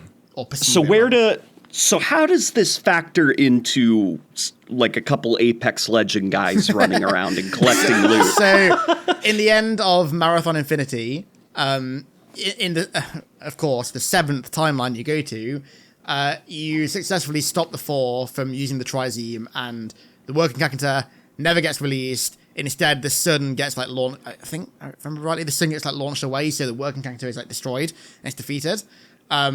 And so the new game, just launching it away doesn't make the problem. Nah, it's all right. Someone else can deal with it in 10,000 years' time. Because what happens at the end is that Durandal explores the galaxy for 10,000 years, and he comes back to Earth 10,000 years after the events of the original games. And just to remind everyone that he exists still, basically. He's like a massive delusions of grandeur egomaniac. Pretty cool. Is our guy still around? Oh, you mean our player character? Yeah. Yeah, he is. 10,000 years is a long time. Okay, I'm not sure about that. As of the new game, I think he should be, because you're a Battleroid, so you're basically like... So it's the marathon version of Spartans, except the idea is that like you are grafted together by the remains of fallen warriors that were scooped off the battlefield. So you're like an amalgamation of like God knows how many different people that have died in battle, with like a load of cybernetics involved as well. So it's like there's a really cool quote where it's like you are what is the quote? It's really hang on, I'm gonna find it. I can't butcher it. This is a really cool quote. Marathon grafted. What is it? I'm gonna find this quote because it's so badass. I feel like I should be playing some music right now, just like elevator music or something. Don't worry, Andrew. But you were dead 1,000 times. Hopeless encounters successfully won. A man long dead, grafted to machines your builders did not understand. You follow the path, fitting into an infinite pattern. Yours to manipulate, to destroy, and rebuild. Pretty cool. Oh, goosebumps. It's like I'm getting a lore video just like spoken to me. This is great. This is awesome. Straight through the ears. Yeah, dude, Jason Jones and Alex Seropian and Greg Kirkpatrick as well. They were on some good shit in the 90s. Like, dude. Top shelf buff. It's top shelf stuff. Like, it's quite funny. So Marathon Infinity came out 8 days before I entered this realm of existence. Like, 8 days before I was born. And now I'm making videos about it. It's kind of strange, I'm not going to lie. It's kind of weird. That's weird putting it into perspective like that. Yeah, pretty weird. Like but yeah, how Marathon old the story franchise is really, really cool. And the way that the new Marathon fits into it, I mean, it's going to fit in like a load of different ways, but the most basic way is that it's set 99 years after the events of the first game, and I think 82 years after the second game. And it's set on the colony of Tau Ceti. So the planet below the Marathon in the first game. The idea is that in between Marathon 1 and Marathon 2, the 4 came back to Tau Ceti and wiped the colony out, basically. But there's a load of weird shit that happened on that colony. And now, like, corporations are basically going to it to find out what happened, to steal resources. But then there's also, like, government and political, like radical, like terrorist organizations that are going as well. Like MIDA are the terrorist organization, the UESC are like the government kind of UNSC type thing. So there's like a load of different factions that are going there for different reasons and like crossing over, which on paper is really, really cool. There's also, in Marathon, there's a species called the Yarrow, who are literally Marathon as foreigners, but like OG Bungie foreigner interpretation. So very kind of ambiguous and ethereal, sort of esoteric kind of things, right? And you never see them in game. All you know about them is that they were the ones who imprisoned the working character in the sun, and they're also the ones who created the Trizeme, right? And in Marathon 1, which is the only Marathon game that's set near the planet of the new Marathon game, the Yarrow aren't in that at all. Besides, in one level, in the third level, if you open that in the level editor, either Jason Jones or Alex Seropian wrote in geometry outside the level, Yarrow were at Tau Ceti. So now there's like, I think at least, there's some stuff on one of the maps that I think is meant to be Yarrow. And it's like going back and confirming that, which is pretty cool. But But there's like loads of ways that the story's going to integrate. It's not the way I would have done it. I would have done an immersive sim, but there are ways that they're going to do it in this that I think will be pretty cool. Okay. So Durandal, he came back 10,000 years later to say, hey, like I'm still here.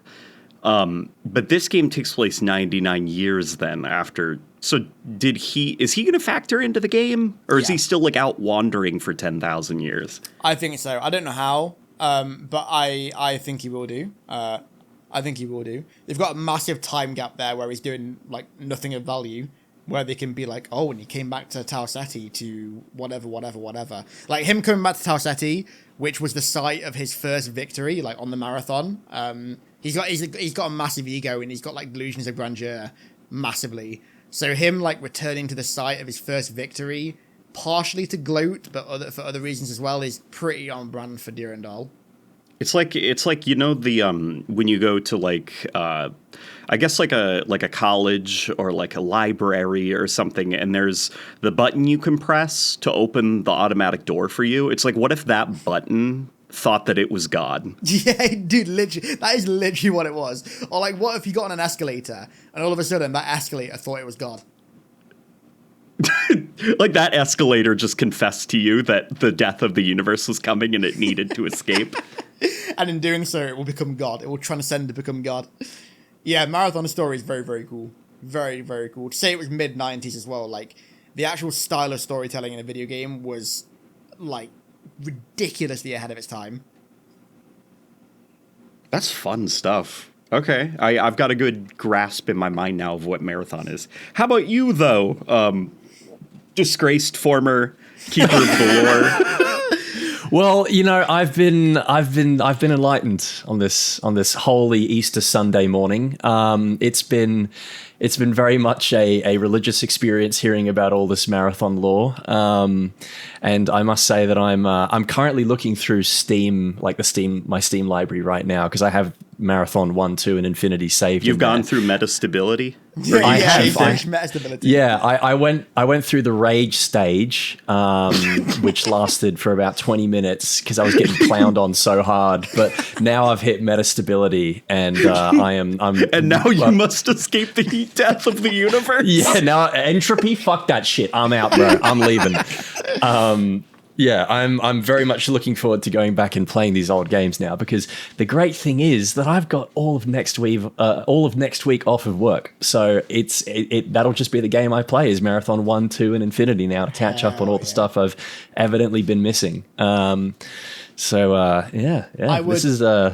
would urge every Halo player, and if you're interested in Halo's lore, I would urge you to play Marathon, because there are so many elements of Halo's universe that were began in Marathon, and that if they're not 1-to-1, they're like 0.97 to 1 in how similar they are. And there's so many ideas in Marathon that Bungie later reused and like fleshed out more in Halo, and you really notice it. Like, dude, Marathon 2, Durandal is literally like Halo 2, the progenitor.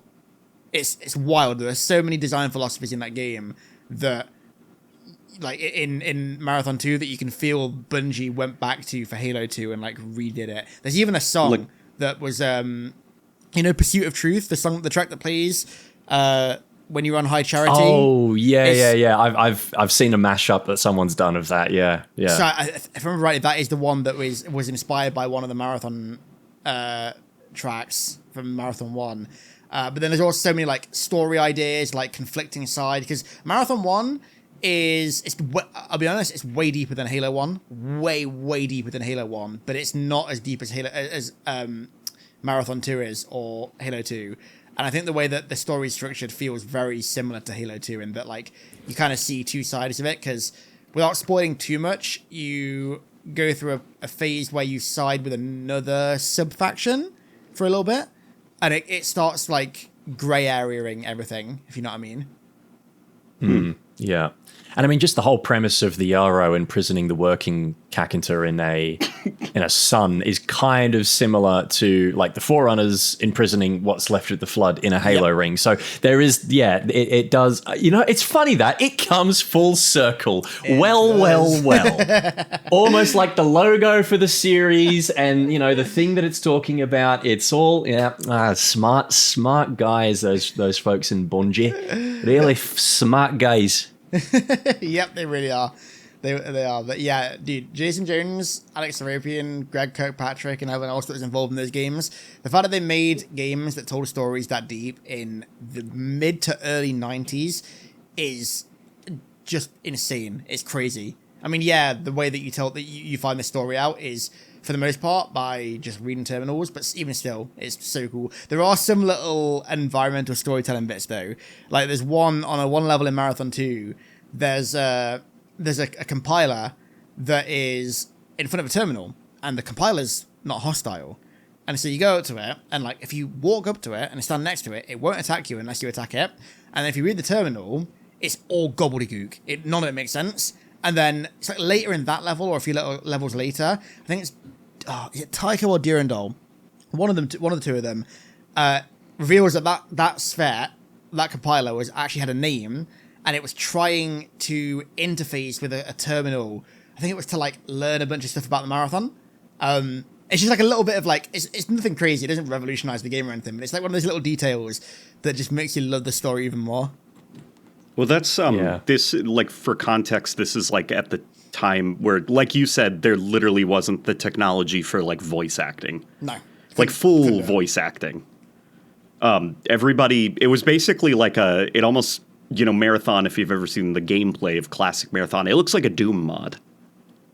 I mean, it is a Doom clone. Like, that is kind of the genre. Yeah. It's a Doom clone. Yeah, it's just like a bunch of sprites running around, some like cute little MIDI music playing. By the way, Alex Serapian put his heart and soul into that, all right? Bro, he put a lot of work into that. And made that all by himself. He cooked. God bless that man. I might know fuck all about Marathon, but I at least know that Alex Serapian did the soundtrack. I remember that. Yeah, he cooked on that. It's pretty good. There's so many tracks on that soundtrack that are so vibey still. What's so there is one mission in classic Marathon. I already know the one mission that is maybe like most folk remember. So I remember playing Marathon maybe 6-7 years ago, and I don't remember a lot about my playthrough, but I remember this one mission that was kind of bullshit. Colony ship for sale cheap. Yeah, that mission was pretty bullshit. So, do you know what Jason Jones did with that level? He apologized for it after the game came out. So, you're the expert here, man. Like, why don't you tell us about why that mission has like cultural relevance? So the idea of the mission is that you have to raise these 4 pillars in this middle room to reach a terminal to get you out the level into the next level. But to raise them, you have to hit a bunch of switches.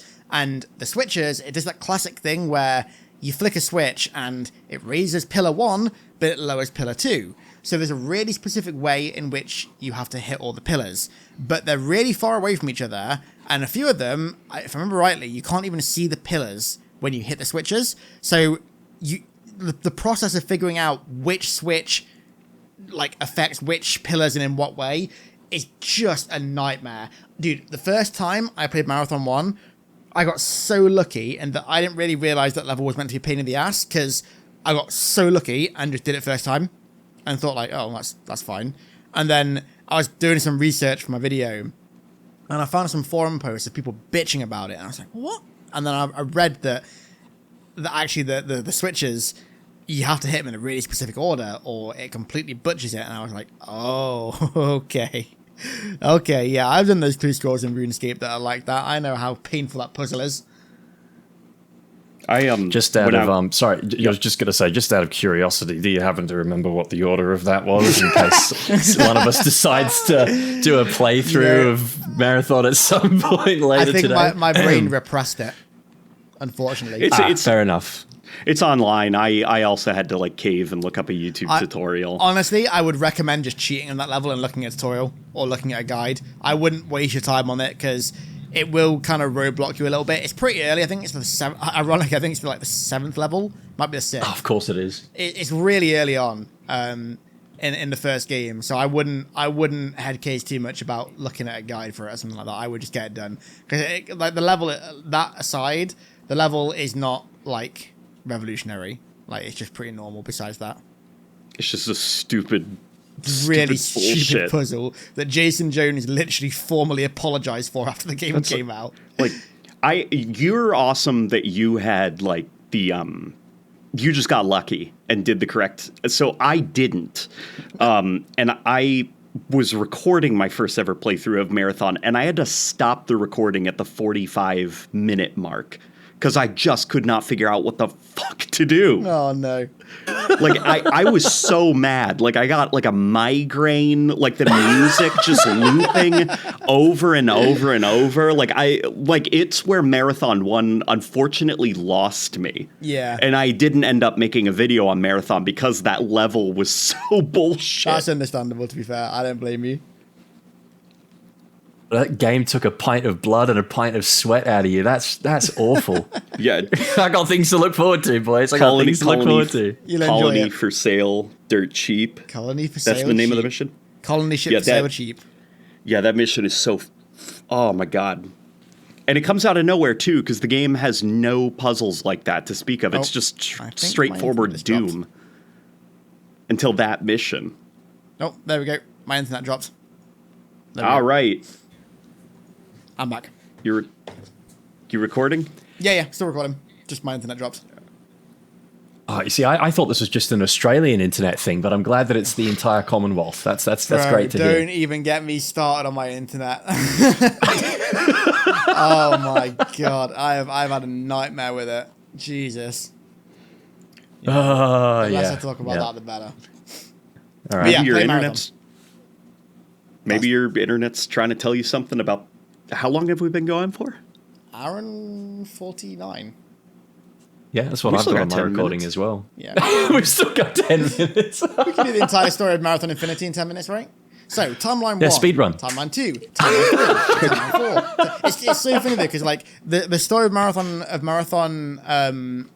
Infinity is that 6/7 of the game are pointless in the end because they're failed What? timelines. So in 6 of the timelines, the reason you go through 7 timelines is because the first 6 you fail to stop the trizine from being fired and the working character from being released. So like you get taken back to square one, and it's really cool because there's like a hub level called Electric Sheep, which is based on a really old, I forgot who wrote it. It's really famous 80s sci-fi book called "Do Androids Dream of Electric Sheep?" Oh, that Blade Runner's based on. Yeah. Yes, exactly. Yeah. Maybe it might be 60s or 50s then. Either way, it's like a really famous book. And the level is called Electric Sheep, and it's this really weird, like, liminal, like, limbo plane of existence where it's really cool. That level is it's repetitive, but it's not difficult, so you just breeze through it. But it's really cool, the way it's set up. The story is a complete clusterfuck. But as soon as you make sense of it, it all clicks. The sense we made of it is that the first 6 timelines fail, so they're completely redundant. They fail because the working character gets released and everyone dies. So you go back to square one and you go into a new timeline. But the timelines are spawned through dreams and nightmares. It's so cool. It's really cool. How are you getting... Like, what is the technology that's sending you to different timelines? Slip space drives, mate. TARDIS. I don't know. Something like that. I actually don't think it's ever explained. It's just like the idea is that the Marine. Well, no, it is partially explained. The Marine is going into these alternate timelines through. If I remember right, it's through dreams. But then there's also, I think there's 1 or 2 levels that are nightmares. And dude, the fucking vibe in these levels is incredible, right? So you spawn in this empty hangar of this weird ship that looks nothing like any other level in the game, and it's just in this one level or these 2 levels. and the draw distance is really short. There's this really, really, really cool ambient sound in the background, and the level is just desolate. The only other entities on the level are this kind of sphere that are invisible and invincible, and you can't kill them. That's creepy. You just have to get out, basically. And there's also these terminals on there called the Garrett. What is it? The Garrett White. Is it the Garrett White terminals, which they are.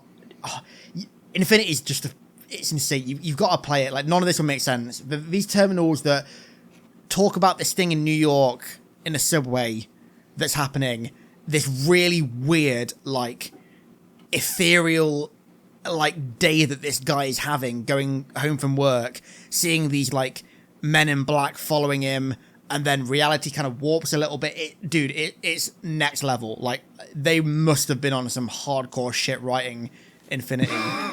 Because Marathon Infinity is, I say it's Marathon 3. It's technically not Marathon 3. It was a spin-off, theoretically, because it was built on Marathon 2. It is literally another campaign for Marathon 2 that was made by Greg Kirkpatrick, who worked in the first two games, and then went to make his own studio. He left Bungie and went to make his own studio called Double Ort, and then he made Infinity. Jason Jones and Alex Seropian weren't involved in Infinity, because I think at that point they were starting Halo concepts, or they were doing something else. Might have been working on Oni, something like that. But yeah, Infinity is really cool when you understand it. It's actually not that hard to understand when you lay it out in like there's a few really cool like infographics that show the timelines of it. And when you look at those timelines, it's actually really, really simple. But in game, when you've got no idea what's going on, there's no one that's like physically talking to you and telling you what's happening. It's really convoluted and complex. To be fair, to understand Marathon Infinity, you have to have a really high IQ. Oh my god. Funny enough, you actually don't. It's actually a very simple thing to understand when you have that flowchart of timelines in front of you. When you don't, it's very, very, very difficult. I played the entire thing with that flowchart on my other monitor. Oh. And I would recommend you do the same person. Well, I don't know if I'd recommend that. Maybe. But it's if you're an getting option. confused. Yeah, it's an option. If you're getting confused, and if you find yourself in a spot where you're like, what the fuck is going on, then I'd whip it out. Is Marathon Infinity, because like some studios, when another, creates a spin-off or a continuation, like some studios tend to like ignore it or treat it kind of like a side canon. Bungie seems to be okay with it. Well, they're okay with it because in the end, nothing changes. The whole point is that you make sure the ending of Marathon 2 stays in place, or kind of, because like, so, I'm forgetting the intricacies of how that all connects together, but like the whole point is that 6/7 of what you do in the game are pointless and non-canon because they result in the exact same thing that you're trying to stop. So there's one timeline that is canon, and all it does is kind of change a few things about the second game, but not really enough to it's not like retconning anything. It's not like, yeah, it's not retconning anything. So it is canon still, and it is seen as canon as well. Like all the original games canon. There's not like a selective canon where, because Double Ort made one, they don't class it as canon. Like, it's all canon. What say you, Andrew? I say, I gotta play these games. I got some catching up to do. There's obviously some stuff that I have been missing out on. But yeah, that is a mind fuck of a lot happening. But I'm sure that, as someone who has consumed my fair amount of Doctor Who and some, and tried to make sense of the Black Ops 3 and onward zombie storyline, I think I might be able to grasp it. We'll see. We'll see. It's awesome as well because the gameplay, like obviously the first 2 or 3 levels feel really dated, but as soon as you get past that dated feel, the gameplay is so satisfying. And you can also see a lot of the Halo roots shining through as well in the gameplay. Yeah, I think that's one of the main reasons why I want to give it a try, is just to see like how one thing sort of transitioned into the next, and kind of get a broader understanding of that evolution. Because it's also interesting too how much Marathon is continuing to be referenced by Halo even now. Like, not just small things like, you know, the Reclaimer symbol, but even down to certain designs and whatnot. Like we were talking about this the other day, but the is it the Combiner or something else? Compiler. Compiler. Compiler, that's the one. Yeah, Difference. kind of He doesn't like, combine anything. He just gathers them up. Look at this Marathon Yeah, fan. Yeah. I'm getting there, boys. We're getting there. Just bear with me for a minute, all right? But the compiler, I think, or the Spit or something, they've kind of broadly influenced the design of the Harbinger in Halo Infinite, or at least there was a conceptual phase where they made it look a lot like that. And now the whole thing of there being a Halo game that is called Halo Infinite that is subtly trying to introduce some strange features with time. God. And then Marathon Infinity also having time travel. It's like, I don't know, man. Fucking God, how did I never put that together?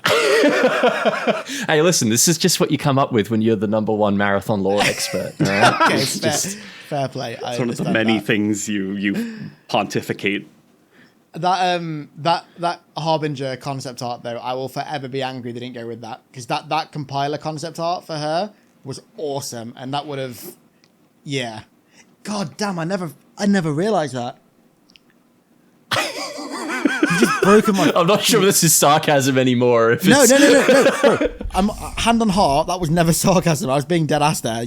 I never put 2 and 2 together. Yeah, especially the time travel stuff. Yeah, I actually never put that together. Holy shit. There you go, boys. All right, I ain't just all looks. Okay, I ain't just the fucking class clown. There's brainwaves happening up here. Okay, there's synapses firing. I'm on the money today. A gigantic primal think. Yeah. All right, my brain is not that fried after watching the Minecraft movie. I do have some level of thought that's occurring. Oh God. What do you think of the now, like, after all our talk about like millennia dead fallen warriors stitched together with cybernetics? What do you think about that? What Guilty Spark said to Master Chief in Halo 1 when Guilty Spark was kind of like disassociating and going crazy. It was like, you told me before, would I do it? Like, yeah, that I still think it's just like a Halo reference. I think that was just meant to be like, I think the idea was that obviously humans were foreigners, so the idea was that like a human or a foreigner, same thing, that looked exactly like Chief or very similar, had been in that room before and had fired the Halos with Spark before to stop the flood. I think that's all it was. I don't think that was meant to be a Marathon reference. But the control room being the Reclaimer symbol and the Reclaimer symbol being the Marathon symbol, then you might be onto something. Interesting overlaps. Or maybe it's creative bankruptcy, who knows? Some could interpret that way. I would choose not to, but some definitely could. There's this line from Destiny, like, so Destiny, I want to say the last couple of years, the lore and the game itself, I have not been enjoying that much. It sounds like a lot of the folks that make the stuff that I liked about Destiny are now working on Marathon, which is exciting. But there's this great line in the Destiny lore that, like, when you were talking, Luke, about, you know, the quote about the battle roids, this quote where I think it's the darkness in Destiny 1 says to I think it's the darkness at least, says to a guardian that like talks to it. He says something like, "You are a dead thing made by a dead god in the shape of the dead." That's quite cool. That's a raw line. Yeah, it's like this psychedelic thing where in Destiny, the Warlocks... I mean, I have no clue what the modern lore has done with all that cool stuff. Probably something dumb. But originally, like, the Warlocks are supposed to be kind of like the scholars and the philosophers that, like, genuinely think about a lot of the stuff that's going on. And this one Warlock is, like, for science, killing himself and drowning himself and like dying in weird traumatic ways. So because he sees hallucinations in death, before his ghost brings him back to life. And one time it was successful and he was like transported into this garden where like things were dying, growing from the decay, and then aging, withering, and dying. And just the cycle of life like accelerated. And he like cuts his hand on a rose, and like when he wakes up, the cut is still there and it never heals on his hand. Wait. And in that garden, he had a conversation with the darkness where it said that to him. So, wait, hold on. He cut his hand on a rose. Yeah. Okay, that's definitely a marathon reference then. That is? Yeah, the fourth level of Marathon 1 is literally called The Rose, and it's an area of the ship, the marathon ship, that is called The Rose. So that's definitely, for them to choose any plant, and for that plant to be a rose, is pretty fitting, I think. That's also pretty raw as well, like dying and like in death speaking to the darkness and then like coming back. That is cool. But never mind, the darkness now is a neutral, just cosmic force, and the real bad guy was Megamind. Yeah, what kind of crossover is going on here? Who the fuck got Bungie and DreamWorks in a room? What? What's going on? Yeah, I've never been able to get into Destiny. I've tried to care over the years, and I just don't. I just It worked. can't. It worked for me until the Witness showed up, and then I was gone. They lost me. Is the Witness the like smoky head? Yeah, entity? it's the Megamind guy. They last minute were like, oh, the darkness we've been talking about for like 7 years now. What we actually meant is the darkness was never a problem. It was actually this guy, and he has 7 to 8 empty ships. There's nobody inside them. It's just him. Well, okay. And he's been the bad guy all along. Bungie's story team really dipped, eh? They're like, yeah, let's just jump over to Marathon real quick. From what I've heard, like from speaking to some Destiny people at Bungie, like Destiny creators, apparently it's gotten decent recently. I mean, I don't know anything about Destiny's lore. All I know about Destiny's lore is the references to Halo and Marathon and Pathways into Darkness. That's literally, I don't know anything else. I've tried a bit over the years to get into it, but I'm not a fan. It's not. You can find Master Chief's cryopod in Destiny. Yeah, that 1. was cool. It was that Rise of Iron that was in. Yeah, no, he was in Taken King. Oh yeah, and it was the big DLC for D1. Have you seen that, Andrew? Yes, no, I have seen. There was some content creator years ago that I remember watching that video. But yeah. Yeah, the ghost doesn't want to resurrect the ancient warrior. The guy inside. He's already fought one war that was enough to, I don't know exactly what the wording was, but yeah, that was pretty cool. Isn't Destiny meant to take place in the year 3000 or like 3000 or something? And that was Jason Jones' original idea. So I remember when I made a video like a year ago or something like that about the Bungieverse and like the idea of the Bungie Paraverse. And I remember looking into, that was the most I've looked into Destiny lore before, just to get references. And theoretically, like Halo and Marathon and Pathways into Darkness and Destiny all fit in the same universe really nicely, for the most part, at least. Not perfectly. Do they? From what I remember when I did a lot of research for that video, I'm speaking about the dates. The dates line up. It's like it goes. Pathways into Darkness, into Halo, into Marathon, into Destiny.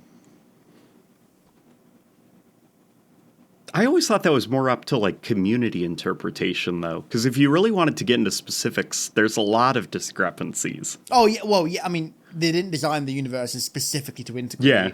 But like, there are hints at there being connections and stuff like that, like that go beyond just like the Marathon symbol is in another game. Like there's stuff like the minor multi-tool reference or description in Destiny, whatever game that was in, Destiny 2, I think, is literally Marathon lore. Like, it's not just like a reference, it is literally Marathon lore. Like, verbatim, in-universe Marathon lore. And it continues like a question, right? That the marathon community didn't know the answer to. Like, just Yep. in Destiny 2, it's like 20 years later, here's the answer. Yeah, pretty much. It's about the guy who made the battle royale. It's called Bernard Strauss. Basically, MIDA are this like radical terrorist organization who hate the UESC, who made the marathon.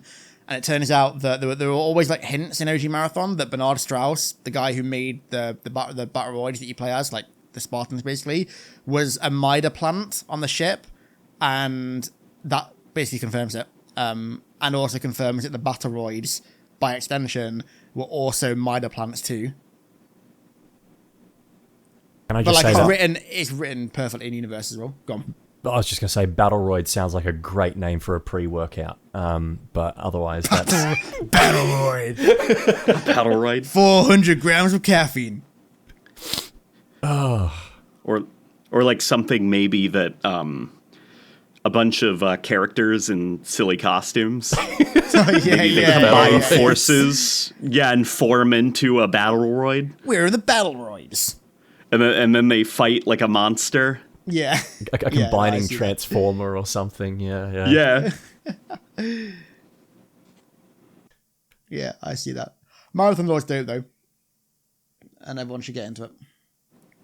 Well, I know I've learned a lot here today. I didn't learn anything new. This is all stuff I already knew. Just Nah, yes, already. I've also learned a lot Andrew, today. of course. Cheers, Andrew. Yeah. You taught me so much. Yeah. What can I say, guys? Except you're welcome. You know, it's been. Thank you for having me on. It's been great to bestow all this incredible knowledge. You've been an awesome guest, bro. Thank you very much. Yeah, I'm sorry. I can't keep. I can't keep. I do have a question, actually. I have a really serious question, actually. Like, for real, no jokes. What does that mean when you boot up Marathon for the first time? It's really eerie. The message just says somewhere in the heavens they are waiting. You know, I don't know. I think it's just meant to be some like ambiguous, esoteric phrase to set the tone for the game, which it does pretty well. You're joking. That's your Jason answer? Jones stuff for sure. Like that's That's my answer. Yeah, that's pretty much my answer. Like, yeah, it's like Jason Jones being like all enigmatic and ooh, because like the only thing in the heavens can be transplanted to meaning like the stars. Is that how the new Marathon starts? It just says ooh in text.